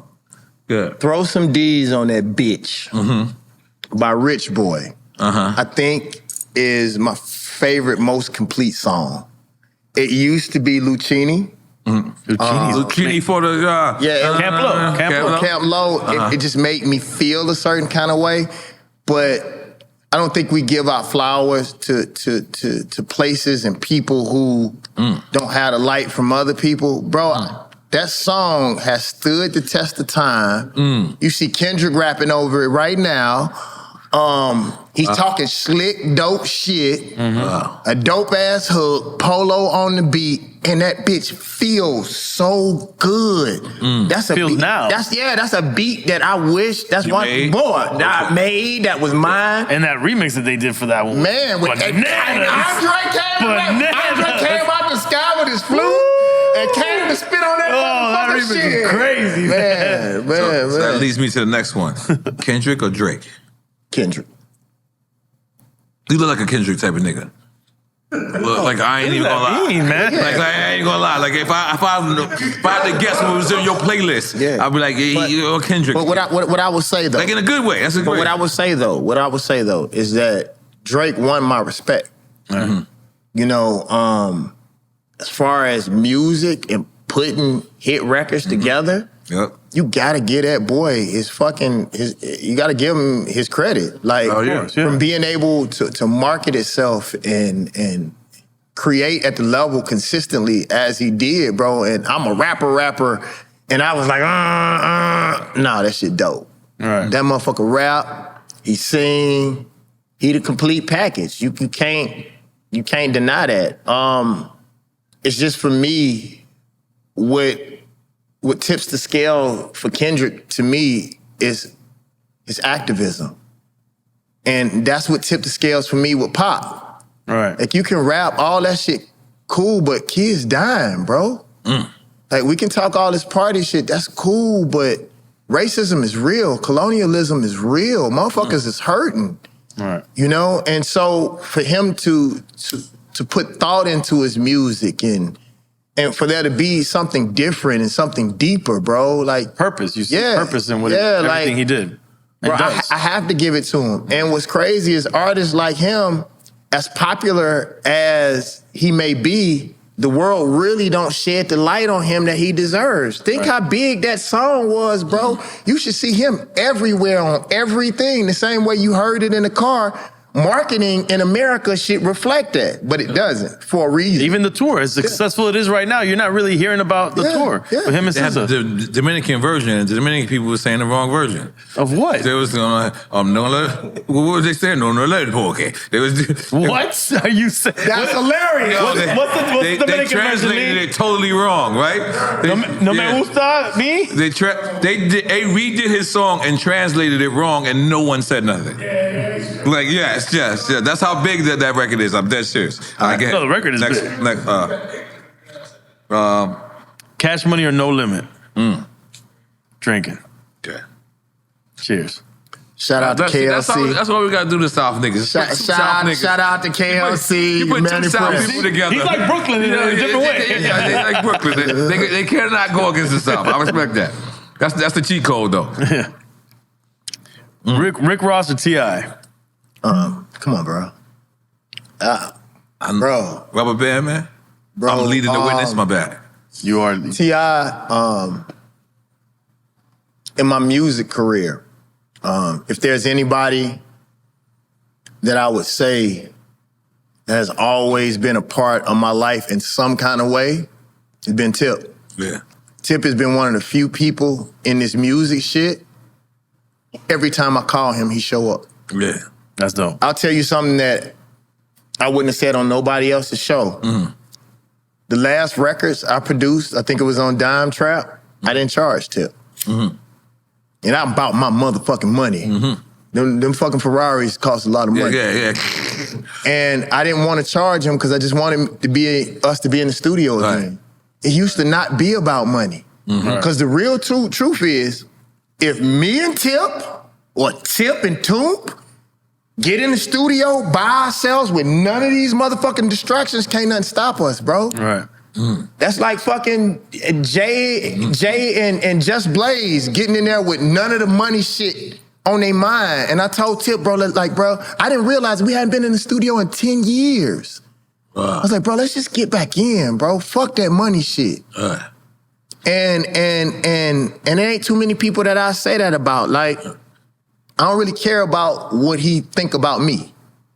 Like, he's always been an admirable man to me. He's always showed up for me. Whenever I needed for Mississippi, when shit happened in Katrina, Tip got on the fucking radio and said, all you motherfuckers talking y'all got money? Then get a hood some motherfucking money. Banner is trying to help his motherfucking people. Fuck y'all. On the radio. Raised $30,000 and gave it to me. Just like that, Banner go, I know you gonna do the right shit with it. Like, Tip is one of the few people on this planet, bro, who he settled and cool with the good and the bad in his life. You know who's like that too? The Ghost is like that. Styles? Styles P is like that. Styles P is cool with every aspect of his life. Styles P called me one time and was like, Banner, he was like, like, I'd rather be on this positive shit, but if the nigga shit come up, I'm cool. Styles is the most amazing. Like me, like he's like, alright, bro. Yeah. Like Styles at a place with me that he don't even know. Like Styles has done some shit for me, bro. That anyway. But Tip, bro, I'll tell y'all a story about Tip. He didn't know I was dating this girl that was on this movie that he was on. He was in Africa shooting the movie. And she told me that he said, somebody in the room said my name. They said, Tip just raised his head. He said, I just want y'all to know, that's my homie. Watch what the fuck the next thing come out your mouth. And put his head back down. And it's not the shit that people say when you around, it's the shit that they say when you don't know ears are in the room. Right. Exactly. Bro, for a motherfucker, and I tell you another story. Tip was in the room with a bunch of diplomats. He don't even know that I know this. And they asked Tip, who you go to when it's something that you want to know about? Somebody in that room told me he said David Banner. Tip know Obama. Tip know some of the smartest people on the planet. For him to even say my name in that room. And we know Killer Mike too. Yeah. Yeah. So for me, bro, like, I have so much admiration for what he stands for and what he is. And I also want to say this. I should have said this before. That shit that happened with Tip in the media, black people didn't support him when he was going through some of the worst times in the media. Then we found out the shit that was said about him that wasn't true. That dude lost Ant-Man. That dude lost his place in Marvel. And black people didn't even come back and reinstate. That dude lost millions, bro. I forgot that. And we didn't hold him down. They took him out that fucking... You know how hard it is to get black folks in Marvel? I'm dead fucking serious, dog. Nah, that's real. And we didn't even reinstate. We didn't even come back and say, dog, we sorry. None of that shit, bro. And I looked at him and I told him that. He said, Banner, I can't say that. So I said it. There it goes. We say it, goddamn. Yeah. We got Tip back over here. This guy's my homie too, man. He's always been a real one to me. I can't even think of a time if I go to Atlanta without calling him. Like, you know what I mean? Hey, y'all, I'm gonna tell y'all something about Tip, though. Tip one of them motherfuckers, bro. He ain't got no problems, bro. I remember one time seeing Tip. Tip is at peace with wherever he is in life, and to me, that's a real man. A real man isn't the decisions that you make, it's do you bitch about it. Right. When what you did comes to the light. And I've never seen my homie bitch about shit. Yeah. Want to go to the next one? E? Razzcazz or Exhibit? Razzcazz. Razzcazz, A lot of people don't know this, bro. Me and Razzcast was roommates in New York for a while. Get the fuck out of here. I never knew that. And that's my homie too. Doing the penalty. Get out of here. Yeah, that used to be my roommate. Me and Razzcast are really, really fucking tight. And what's crazy is that people don't know, Exhibit took Razzcast's place and Dre's unit. People don't think, I'm a historian when it comes to hip hop. You remember when Razzcast left and came to New York? Who took his spot with Dre? Yeah, it makes sense now. Exhibit. Right. Wow. Yeah. And I saw all of that shit happen, bro. Razzcast has some tapes, bro, when I was dusty and sleeping on the floor, bro. When I looked at the camera and I said, bro, one day people gonna have to pay me my just due. Matter of fucking fact, wow! Razzcast was with us the night that what I just tell y'all about? I've been drinking. Who did I just tell y'all about? No, the dude from the Fugees. No! John Forte. Yeah, he said that. He said that. Yeah. Me and Raz was with him that night. Wow. Right. Yeah. Raz is the Raz homie, the bro. homie. And he's a Raz legend, is the man. homie. Super legend. Oh, bro. And people don't know how many historical LA groups that Razzcast had a hand in helping them get in their spot, man. Lyricists, huge bro. part of that LA underground scene. And one of the most intelligent. Do you know about his kids? yes. Yeah, okay, just making sure. Come on. Just making sure. Coach Contra's off the chain. Yeah. Okay. Mobb Deep or MOP?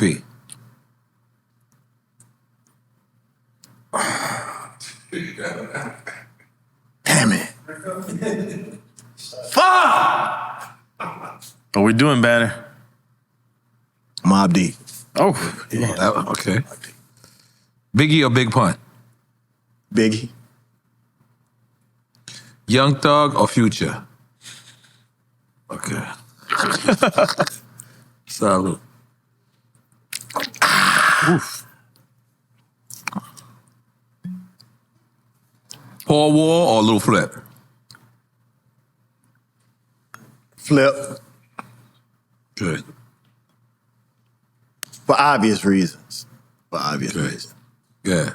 Paul Wall is one of the most genuine people on this planet. Paul Wall seen me at one of the weakest times in my life, and he's never talked about it. I got into a really bad fight. Paul Wall was there. Wow. I punched I fought from the lobby all the way up. They were gonna call the police on him. My boys ripped the phone out of the damn. And I was so embarrassed, bro. I didn't want Paul Wall to see me that way. And Paul Wall never told nobody about that shit. No, he a good dude. Yeah, Paul Wall see me at my worst. Paul Wally, I apologize, bro. I hate you saw that part of David Banner. He saw the old David Banner. I feel like we was taking a shot for that too. I'm sorry. You just made it. You just made it sentimental. Like, Yeah. And he picked Flip, but then he said, yeah, he big flip with it. Yeah. Well, I mean, dog, Flip changed my life, dog. Wow, that's No, right. absolutely. Come on, like a pimp, like. Right. Yeah, we're gonna talk about that before I leave too. Yeah. Hell yeah. Okay. All right. Young Thug. You said Young Thug. No. We did that already. LA or Miami? Okay. Yeah, that's one's you. Dog, I'm in Miami right now. Yeah. Well, I'll take one. But let me tell y'all this. No, I'm in Miami, so that's the reason why I'm gonna drink. But LA, I do want to say something. LA changed my life. A lot of times we pray to God, for success and the things that we want. LA showed me the type of love that they don't show many young black men. I never told this story in my life. I was in a club in LA. This dude walked up behind me, whispered in my ear, "David Banner, we know you live here. We respect what you do for the people." And I never turned around. Because I got this thing, if you lock eyes with motherfuckers, Then it's something else. that happened to me one time. I was jogging past Taft Projects. I used to stay in Harlem. People didn't know I stayed in Harlem for 6 years. Right down the street from Taft Projects. Dude said the same thing. "We know you in the hood, but you good." I never looked back, kept jogging. But LA showed me, I didn't know the type of motherfuckers I was around in LA until I left LA. And them dudes looked after me. Them dudes showed me a certain amount of grace and love that they don't show most black men. And I don't know whether it was because of what I stand for. I know that it had something to do with God. And that was the reason why I say sometimes God blesses you with protection instead of other things that you think you need and you want, bro. Man, LA loved on me so fucking much. One of the biggest mistakes that I ever made in my career is I didn't know how much love I had in the Mexican community. As a matter of fact, we had this conversation today. I never wanted tattoos in my life, but Mr. Cartoon did all of my tattoos. And it was for a spiritual reason. Yeah. You know? And I didn't even know about the fonts. I didn't even know what he had tattooed on my back. Yeah. You know what I'm saying? It was with Gabi and all of them. Gabi took me over there. Oh yeah. And they loyal to it. There's a certain amount of culture that's on my back that's way bigger than what I knew. I didn't even know the responsibility that he put on my back. And so LA has a place in my heart, bro.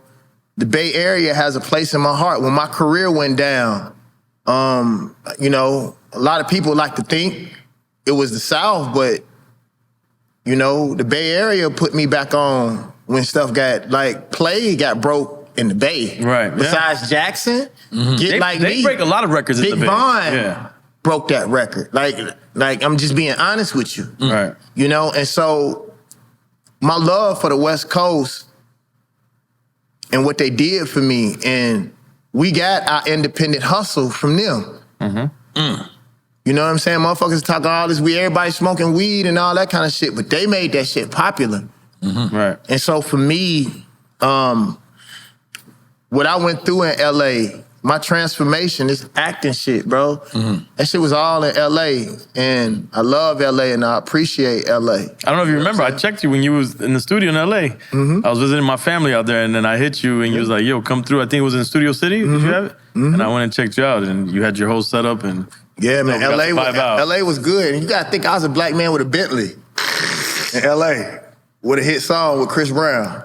It's fine. That was hot. So we're gonna do this last, and we're gonna jump into the back into the interview. This is I'm not gonna lead the witness. Don't lead the witness. I'm not gonna lead the witness. Loyalty or respect?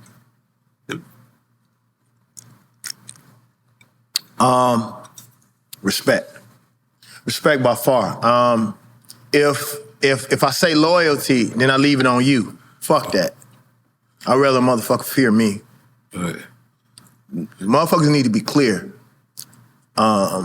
This kind David Banner, this at peace David Banner, I am much more dangerous than I was when I was popping shit.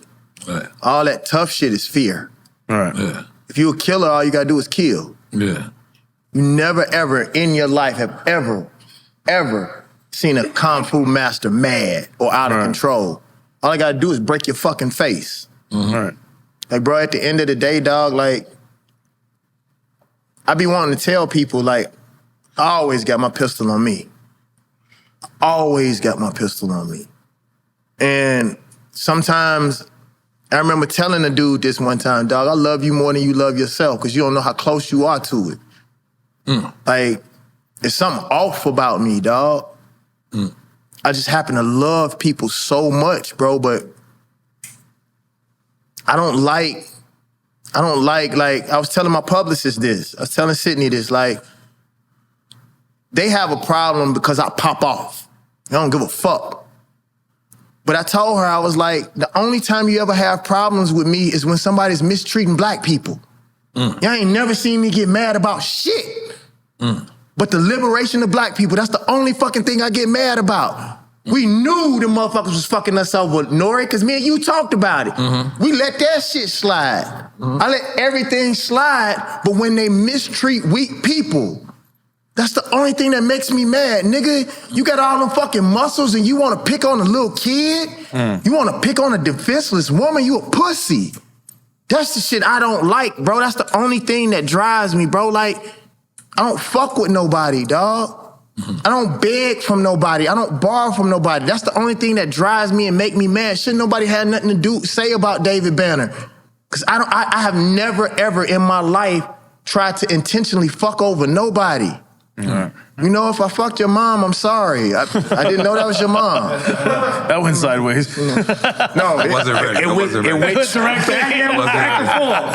So let me I'm sorry, I did fuck a lot of people's mom.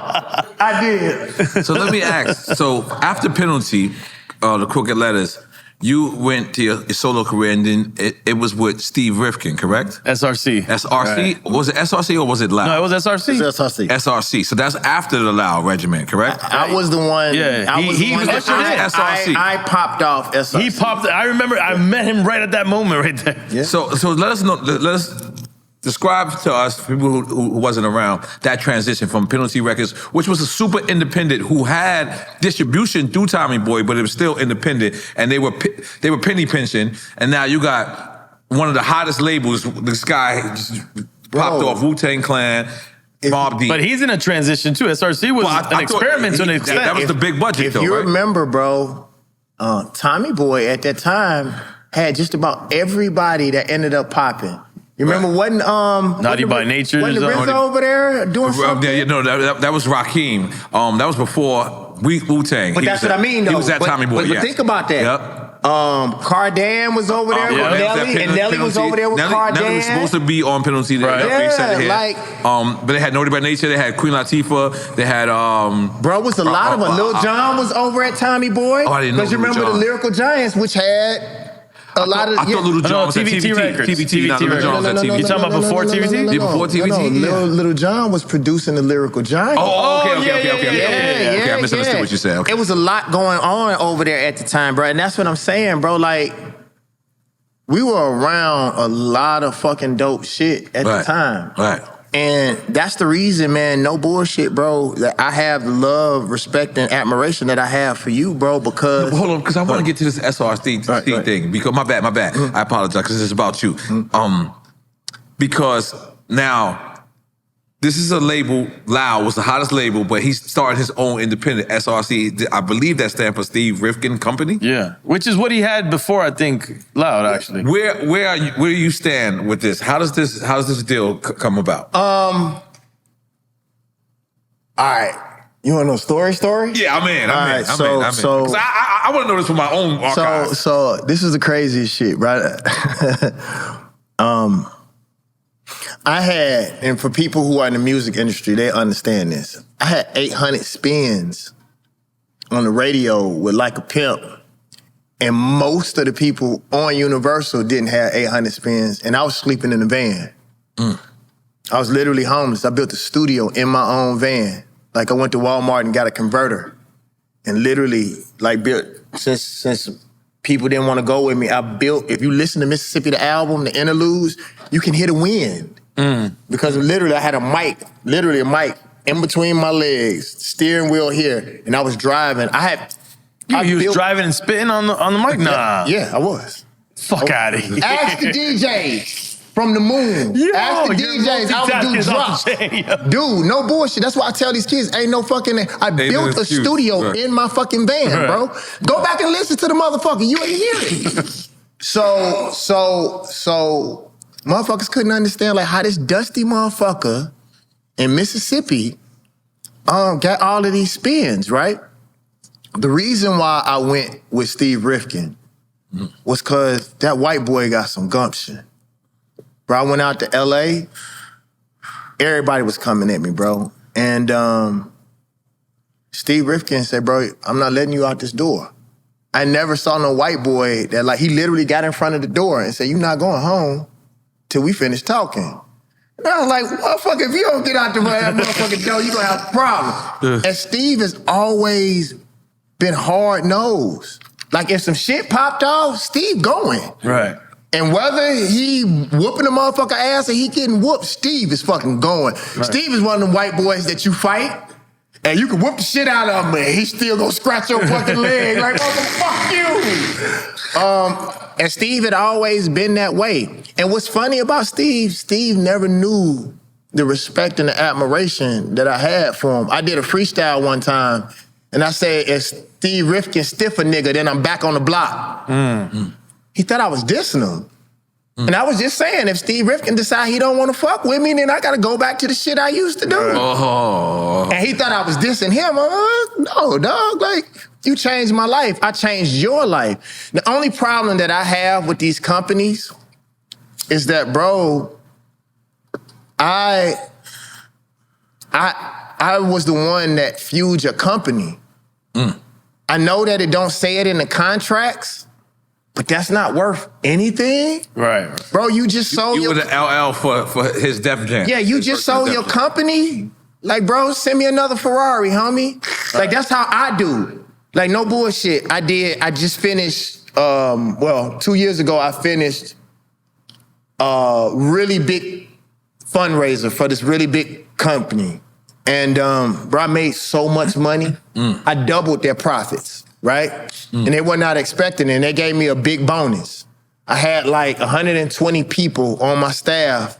I gave like 50, 60 people a bonus out of my money because I made so much fucking money for doing a good job. And I remember my little homie that I pulled out the streets, I gave him a nice little check. And he was like, Banner, I ain't even do nothing.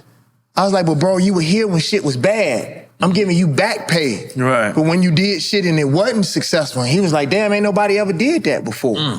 Like, I don't know if that's in their spirit to do, but that's all I ever wanted from Steve. Like, bro, like, we did some shit that didn't nobody do. And we came from the bottom, homie, like, just, you know, we didn't have Wu-Tang success, but without the David Banner, you would have never got to the Akon. You guys ushered a whole new movement. Yeah, you know. Real. But the thing is, bro, is Steve means the world to me. Steve came to Mississippi, and Steve got in the trenches. Steve did some shit that a lot of motherfuckers that look just like me wouldn't do. Right. Like, if there was a white boy in the industry that I would fuck with to this day, it would be Steve Rifkind. You know what I'm saying? And I think to give credit to other people in that era too, shout out to TJ and TJ's DJs. That was very instrumental in that era of helping break a lot of artists, man, from out here. Hold on, I want to give a shout out to somebody. I never knew this. And Ozone as well. I never knew this. Dante Ross actually was the person that brought me to Steve's attention. And Dante Ross was hot, and I was like, bro, I never knew that you told. Like, I didn't know. And so I like to shout him out because I heard he was the one that, you know, and he didn't get anything from the situation. Right, you might never know these connections. But that didn't have nothing to do with me, but I heard that years later. So shout out to Dante Ross. I thank you, bro. And eventually you went to Atlantic Records, correct? No, I just produced Thug Holiday and Rubber Band Man and all that. I never went. No, it was just Steve Rifkind. So I'll tell you a secret. Let's go. That people don't know. I was independent 15 years before people ever knew I was independent. And one of the reasons why I do have respect for Steve is I went to Steve one day and told Steve, like, bro, I want to be you. I can't be you signed to you. And he said, are you sure, David Banner? I said, yeah. He let me go. Like the next day. And so what I did was I remember one time I had 4 videos on MTV.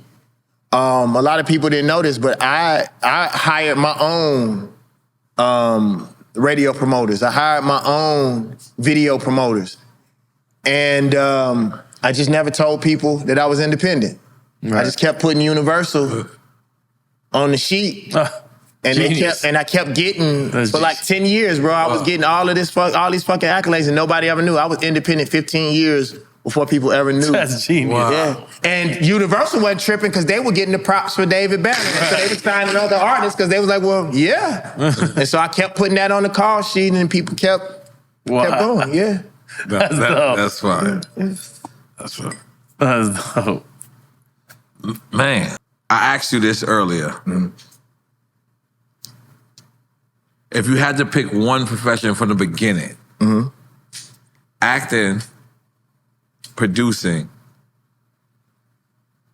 or being an artist, from what you know now, if you could start from the beginning with all the information that you know now, and God says you can only pick one, what would you pick? Let's take a drink, because God didn't say that. Yeah, that's right. Yeah, that was a great Multitask, fucking no. answer. Let me tell y'all this. It used to be a curse to me that I could do so much stuff. Because think about this, be honest. When I was close to being one of the top Southern rappers, right? I go and produce. When I started moving to that Timberland and Pharrell level, I was getting close to Lil Jon level. Then I would go off and do activism. Then I would go off and do speaking. Then the pandemic happened.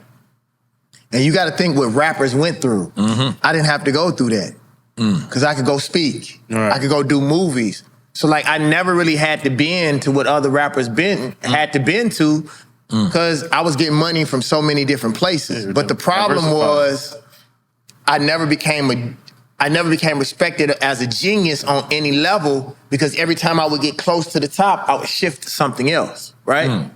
So now I just talked to Ad Week this week in Miami, and that was one of the things that I talked about is like, when it comes to corporations and when I do the things that I do, because a lot of people don't even know this, bro, I produced the second biggest Gatorade commercial in history ever, bro.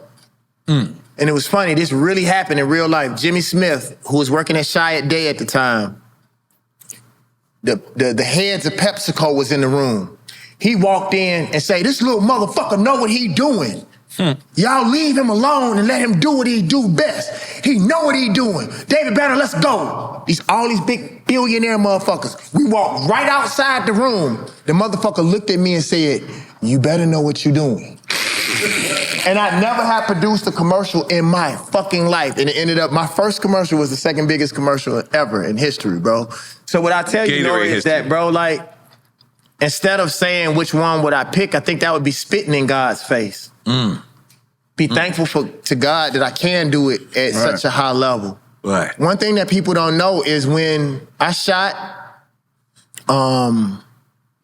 Family Business New Orleans, and I was shooting Family Business New Orleans and Fight Night at the same exact time, bro. I was shooting 2 major TV shows at the same time, coming out of my depression, bro. People don't talk about that shit. Some motherfuckers can't do well with one show. I was shooting 2 shows, bro. Working on Jill Scott's album. You know what I'm saying? Fucking speaking at the same time. Doing Tacos and Tequila tour.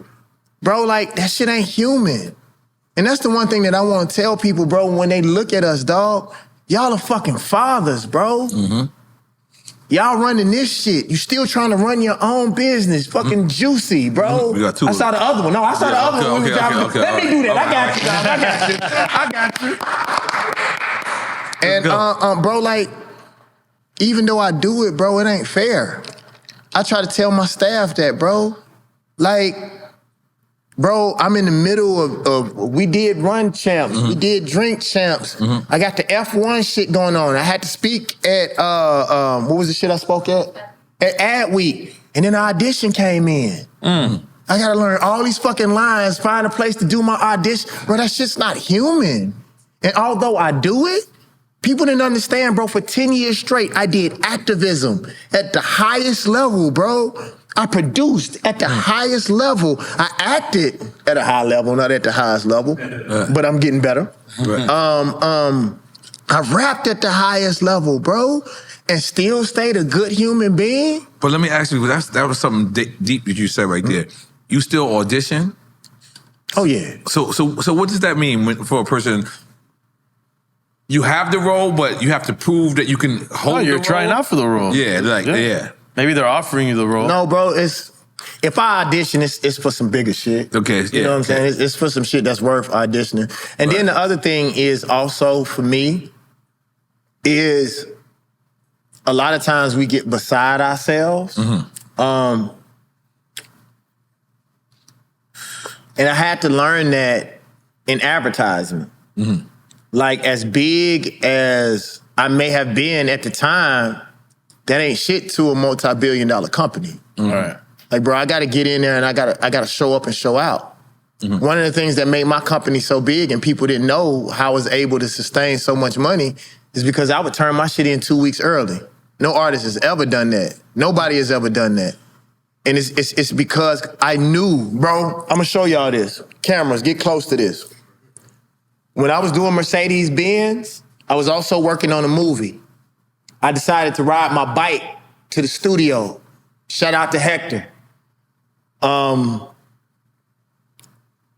And it was 20 miles. I rode 19 miles, flipped and broke my arm in half. Damn. But I was producing a commercial for Mercedes-Benz. Mexican dude, bro, it was funny. He was like, damn, Holmes, you fucked up.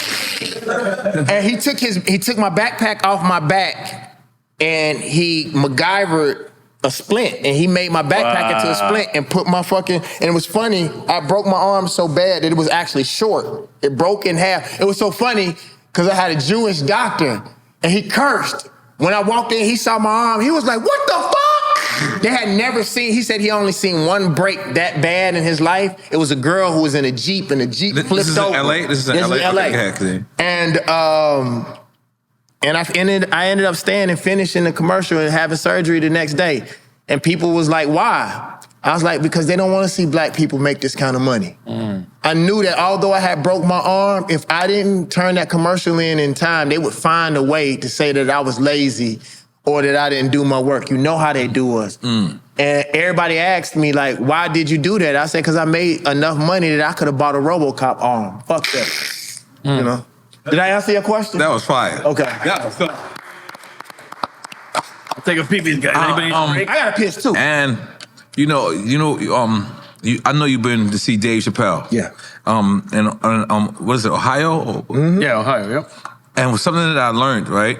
So we were trying to like go there and just hold ourselves down. You know, we didn't want nothing from Dave. We just wanted to get the interview and kind of like leave. And as we landed, we couldn't do nothing without Dave Chappelle's permission.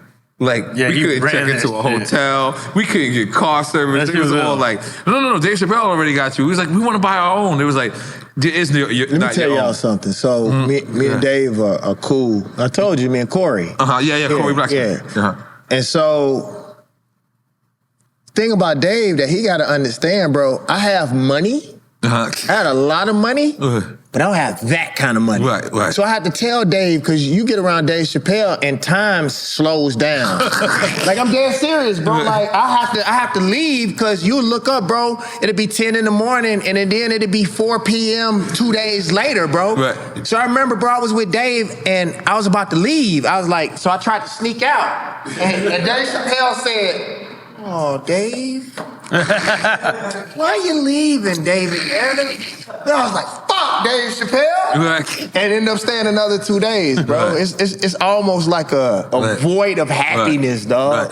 Right. And you know what's crazy about that? I love the fact that he locked down that little town and it's just his. Like, he's the mayor that he don't have to say he's the mayor.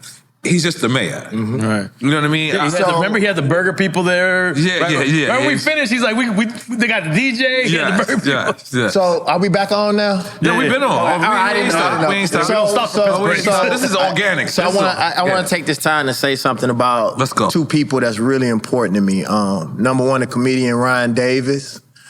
Bro, he's fucking amazing, dude. And Ryan Davis introduced me to Ali Sadiq. And me and Ali Sadiq, we have this unspoken competition of helping each other and supporting each other. Ali Sadiq is Muslim. And I met him, bro. And the dude actually, man, to a certain degree, changed the way that I looked at hip hop and entertainment. And bro, it shook me. How so? So Ryan took me to a show, and it was really funny. I ain't gonna tell y'all that story, It was funny, but I told him, I was like, bro, we as black men have to do better with keeping up with each other. We always say we got each other, but motherfuckers don't never show up. When you call people for the album, they say they got you, and then you call them, they won't pick up the fucking phone. And so I told Ali, I was like, bro, I'm gonna fly to Houston, because he's from Houston. I was like, bro, I wanna sit down and talk to you, and we gotta start congregating with each other. And Ali Sadiq said, let me be clear with you about something, David. He said, I'm Muslim. He said, so when you give me your word, that means life and death to me. Like y'all say, word is bond. Yes. Like I'm not playing with that shit. He's like, so if you say that you want to kick it with me, bro, be prepared. I wasn't used to a motherfucker. I'm used to checking motherfuckers, not motherfuckers like checking me. And I was like, well, shit, motherfucker, I'm dead serious about the shit I do. And so, bro, we stayed in contact, and he told me something, y'all, that changed my life. He said, them other motherfuckers, they don't really fuck with us. Those of us who have honor and that are really about the shit that we say, them motherfuckers don't really want us around. They waiting for us to fall off. And we ain't going nowhere. And so what he taught me is that we gotta create our own communities. N.O.R.E, you saw how powerful it was this morning when we was running. And Yeah, I'm taking a shot. You got me hyped, man. I'm just being honest. Whatever shot you got left, just got me hyped just now. No, I'm serious. I ain't gonna lie. No, keep going. You got me hyped. And so Ali told me, he was like, Banner, fuck them niggas, bro. He's like, those of us that's real, if it ain't but 5 or 10 of us, then I'm cool with that. And so I'm done with trying to hang out with these niggas. I'm tired of conforming to these weak motherfuckers who don't care about the culture and don't care about the people. If you pussy, hang with the pussies, dog. And that's it. Drink champ. Luke, goddamn. Shout out to Ali Sadiq, Ryan Davis. Let's go. Now this is pretty much. What if there's anything you could take back? This whole time you've been in the industry, if there's one thing you could take back to make better, what would it be? I would treat myself better. I'm my biggest enemy. I'm my biggest critic. You know, people love me. People honor me. People respect me. I don't honor and respect myself. How did you mistreat yourself, though? Too hard on myself. I didn't give myself grace. You know, my mentor told me this, Dave Moody. He said, David, bro, you didn't have any mentors. You didn't have nobody to show you the right way. You were from Mississippi. He's like, you got it how you live. And he's like, bro, that's admirable. He said, you do better when you experience better, when you know better. Right. And so, like, bro, I love myself. I treat myself better. I was telling somebody on another show, I date myself. I take myself out. You know what I'm saying? I told you I did the 7 miles while I was here because I was on a beautiful beach around beautiful women. You run a little bit further when a sexy motherfucker in a bikini is just, dog, am I lying? You get that extra setting, dog. When it's some nice cakes, you know what I'm talking about? But no, man, I just wish I would have treated myself better. I wish I would have known that I was worthy. I tell y'all this quick story. I interviewed Manny Fresh. And Manny Fresh told me that when I used to come to the studio back in the day, like him and Jazzy Faye used to always talk about how dope I was as a producer. And it hurt me a little bit because I was like, bro, imagine if Jazzy Faye would have told me that back then. They didn't tell you that. Like, bro, like Jazzy Faye means so much to me, bro. He was one of the people, but he told me, he's like, bro, similar to my father, he said, I had to make you earn it because you have to be a man, bro. That was the reason why we didn't tell you. But if Jazzy Faye and Manny Fresh would have told me back then, I would have told all these motherfuckers, y'all kiss my ass, pay me, bitch. But bro, it came in the hard way. And I'm grateful for it. And I'm grateful that I'm still here. And I'm grateful that I'm healthy. Bro, this African lady told me, and I don't know whether people really feel this. She's like, you know what we think about you, David? And I was like, what? She's like, you one of the people that didn't sell your soul. And we respect and honor you. So at the end of the day, bro, honor is something that you still can't buy. And I'm grateful that I stand for something. And I hope that's what I bring to hip hop. Is some honor and some love and some respect. But a bitch gonna pay me. Do you believe in Illuminati? Do I believe in Illuminati? It don't matter. I don't benefit from it. Like, bro, what I tell you is that I believe that white people have always had secret societies, always. But America is part of a secret society. You know, all that shit is what it is. What I do believe is that we need to create our Illuminati and move in a way. Illuminati?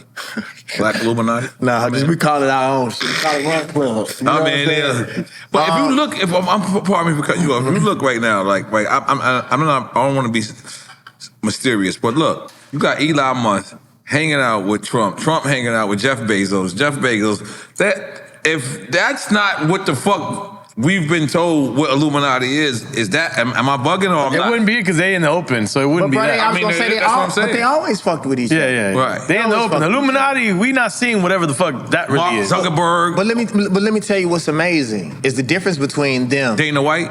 The difference between them is that those are all low tier motherfuckers. Yeah. Like, bro, like now that I'm moving in business and then the motherfuckers who are really powerful, you'll never know who they are.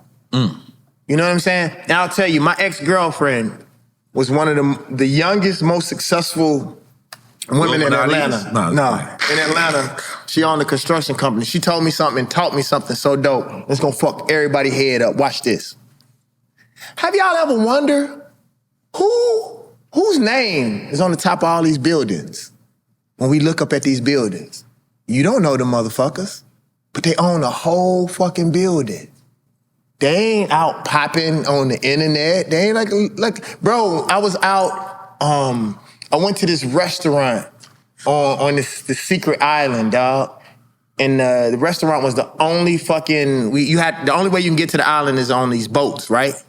And as I'm going to this island, I'm seeing all these big ass fucking houses. Like, who are the motherfuckers that own those islands? It was thousands of opulent fucking houses. Bro, the real motherfuckers that's running this country, that's running us, bro, that's running our food, dog, like, you'll never know who the motherfuckers are. So the fact that we even talk about it, that shit don't mean nothing. What we need to do is grow our own food, buy our own and consume our own and be self-sufficient. Bro, and empower our homies. And the difference is not empower the homies that's just around, empower the homies that really got some real fucking talent. Not just the motherfuckers that hang around. And bro, to a certain degree, I watch how y'all move. And I'm proud of y'all of that. Bro, me and you just didn't run by ourselves. It was 8 motherfuckers that was out there that was around you, and that was powerful. That was king shit, bro. That's right. Your whole movement. Motherfuckers may not see it, bro, but you always move with 20, 30 motherfuckers that'll die for you, homie. That's the same thing that the white boys did. They just put themselves on another level, and we gotta dream for bigger shit. Y'all, we gotta stop just dreaming the smaller dream. We gotta dream a dream that's so fucking big. I'm serious. When I tell y'all what I'm about to do, I have to stay quiet because if I continue on this path, the motherfuckers gonna murk me in a second, dog. I gotta just shut the fuck up. And they murk That's motherfuckers one thing that I learned. Just shut the fuck up until it's too late. Right. But bro, I'm telling you, when I do what I'm about to do, dog, we all can retire. They can kiss all our ass, dog. I'm serious, bro. We gonna buy some land and we moving. I'm up. I'm done. My bad. No, it's all good.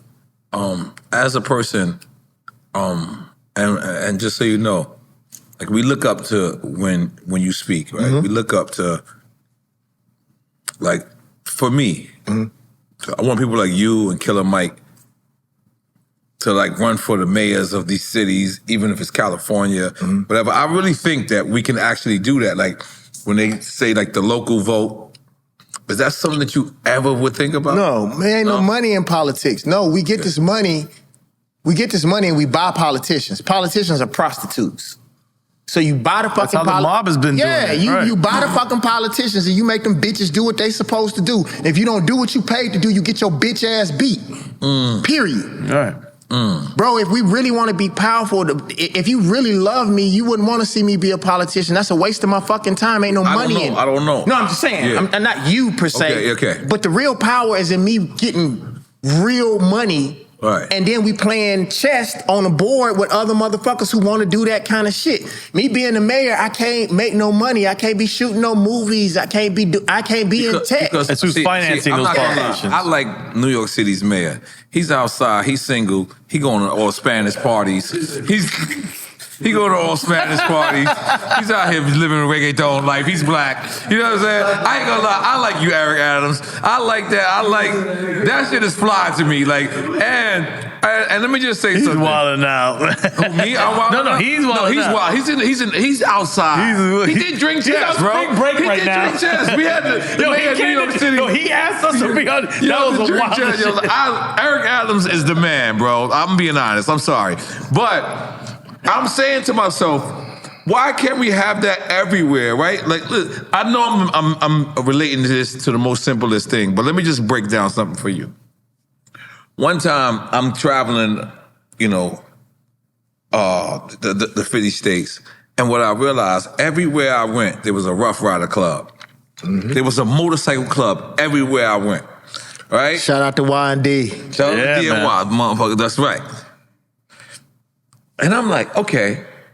Right now, I said I'm labeling it to the simplest thing right now. Right now, I can have a run club everywhere I go, right? Right, absolutely. But why I can't have, when I go to Atlanta, Killer Mike is actually the motherfucking mayor and T.I.'s the governor. I know this sounds crazy, but it's not sounds crazy Bro, you to remember, me. Hold on, watch it this. doesn't sound watch crazy this, to me watch because this, watch this, watch they this, can though. actually get the votes. But watch this. You remember me and you had that conversation? Yes. Like we had actually go for Mississippi. we actually wrote it down. Yes. It was like, okay, we could talk to E40 out in the Bay. We had talked. We had talked about every fucking place. You remember everything. Go ahead. Go ahead. You got me hyped. You get me hyped, because man. it meant a lot to me. And bro, it was so fucking smart.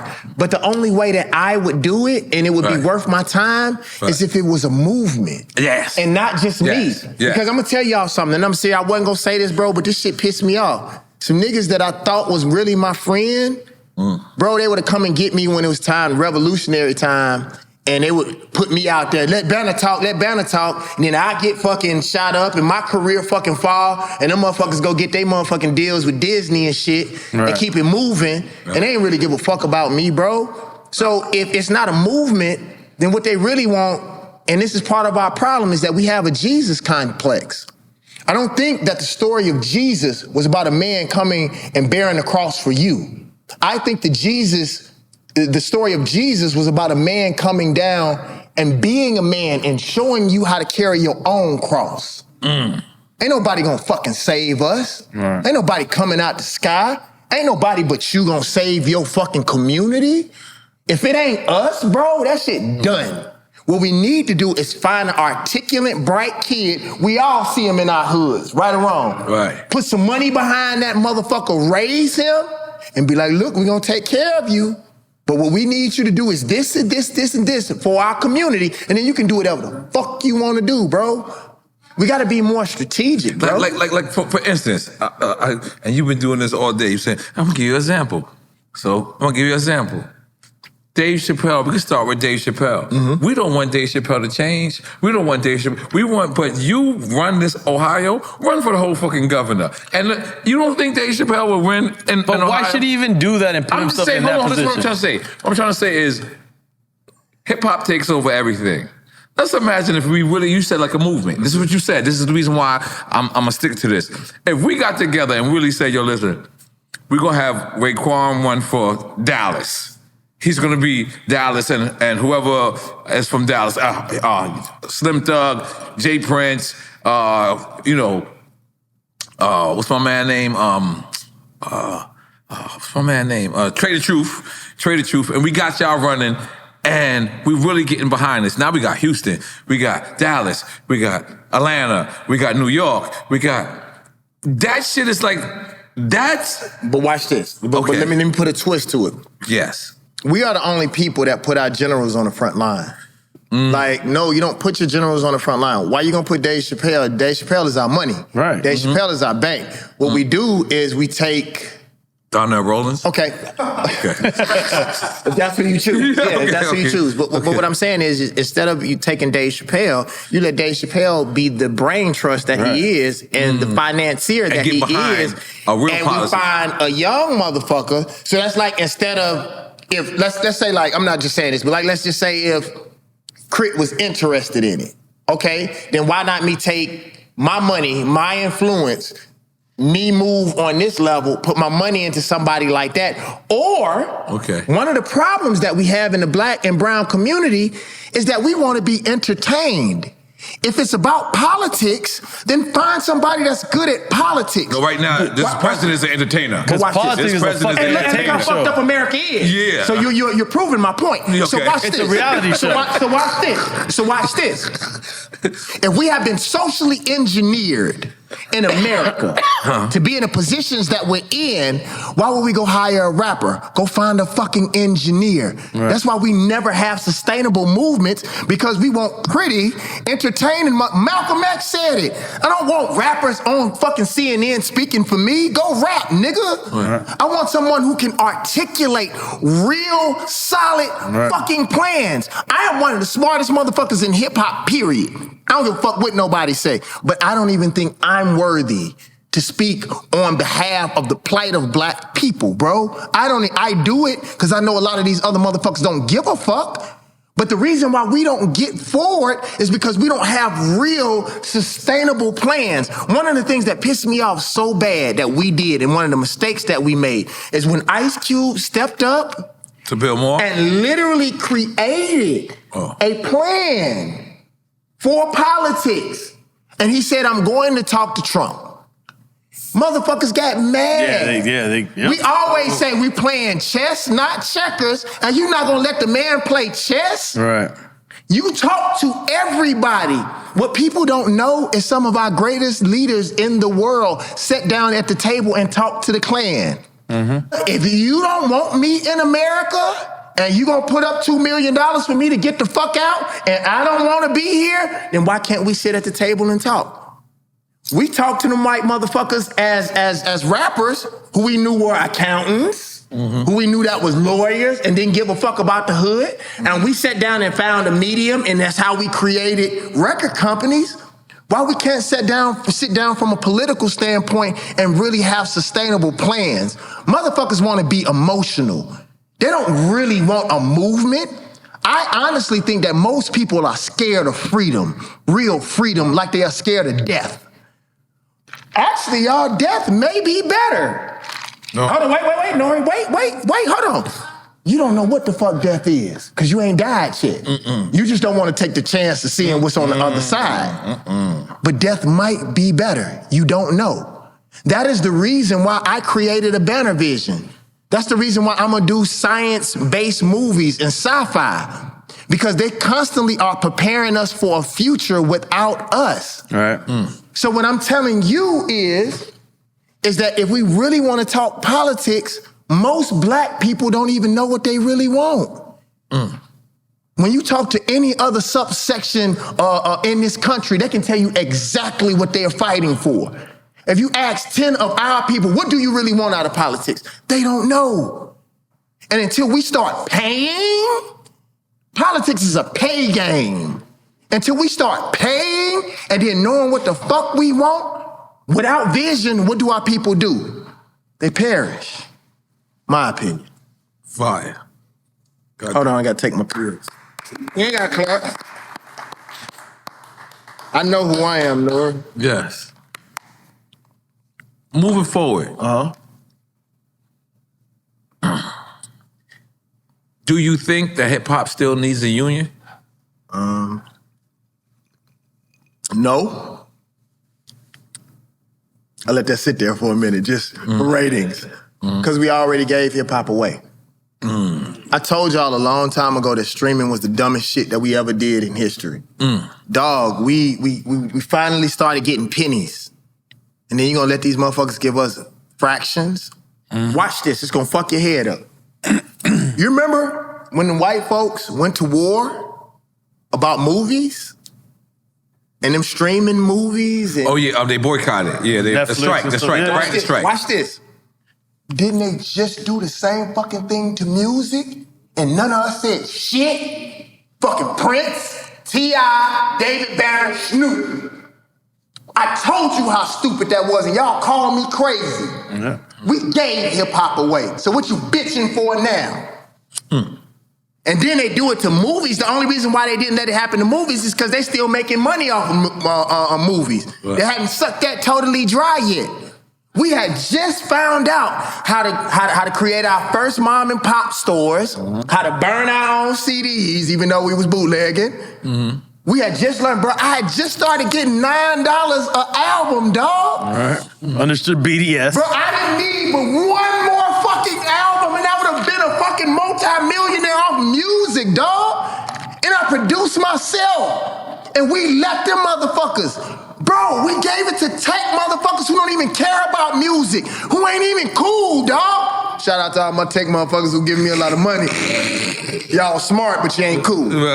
Yeah. Bro, we gave fucking hip-hop away. So don't bitch about it now. Ain't no need for a union now. We gave it away. Under the guise of independence. Everybody thinks they're independent right now using these tech companies. Cool. Right. No, niggas want to be cool. That's our problem. I want to be paid, dog. I want to be free, dog. I don't care if you think I'm a geek.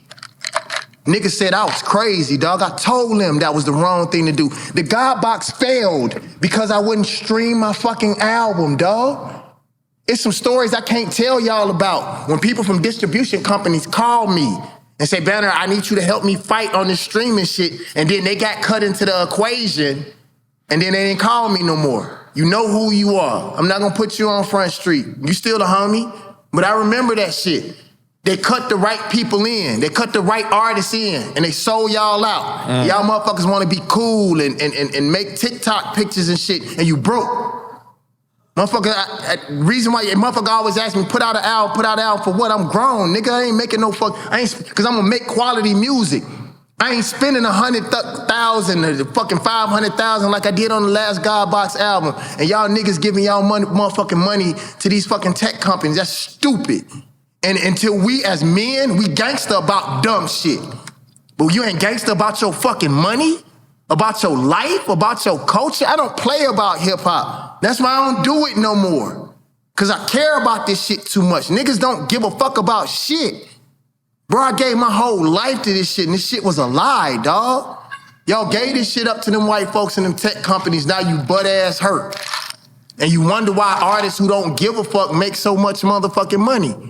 Cause you didn't stand when it was time to stand. We let streaming, we wanted to be cool and stream and look cool and all that kind of shit. And the niggas, look, I asked the motherfucker, if you was selling dope on the corner, you was getting $10 a bag, and the motherfucker said, hey, come and use my dope and let me give you 0.2% or a penny. Would you do that shit? Fuck no, you'd be like, nigga, I kill you.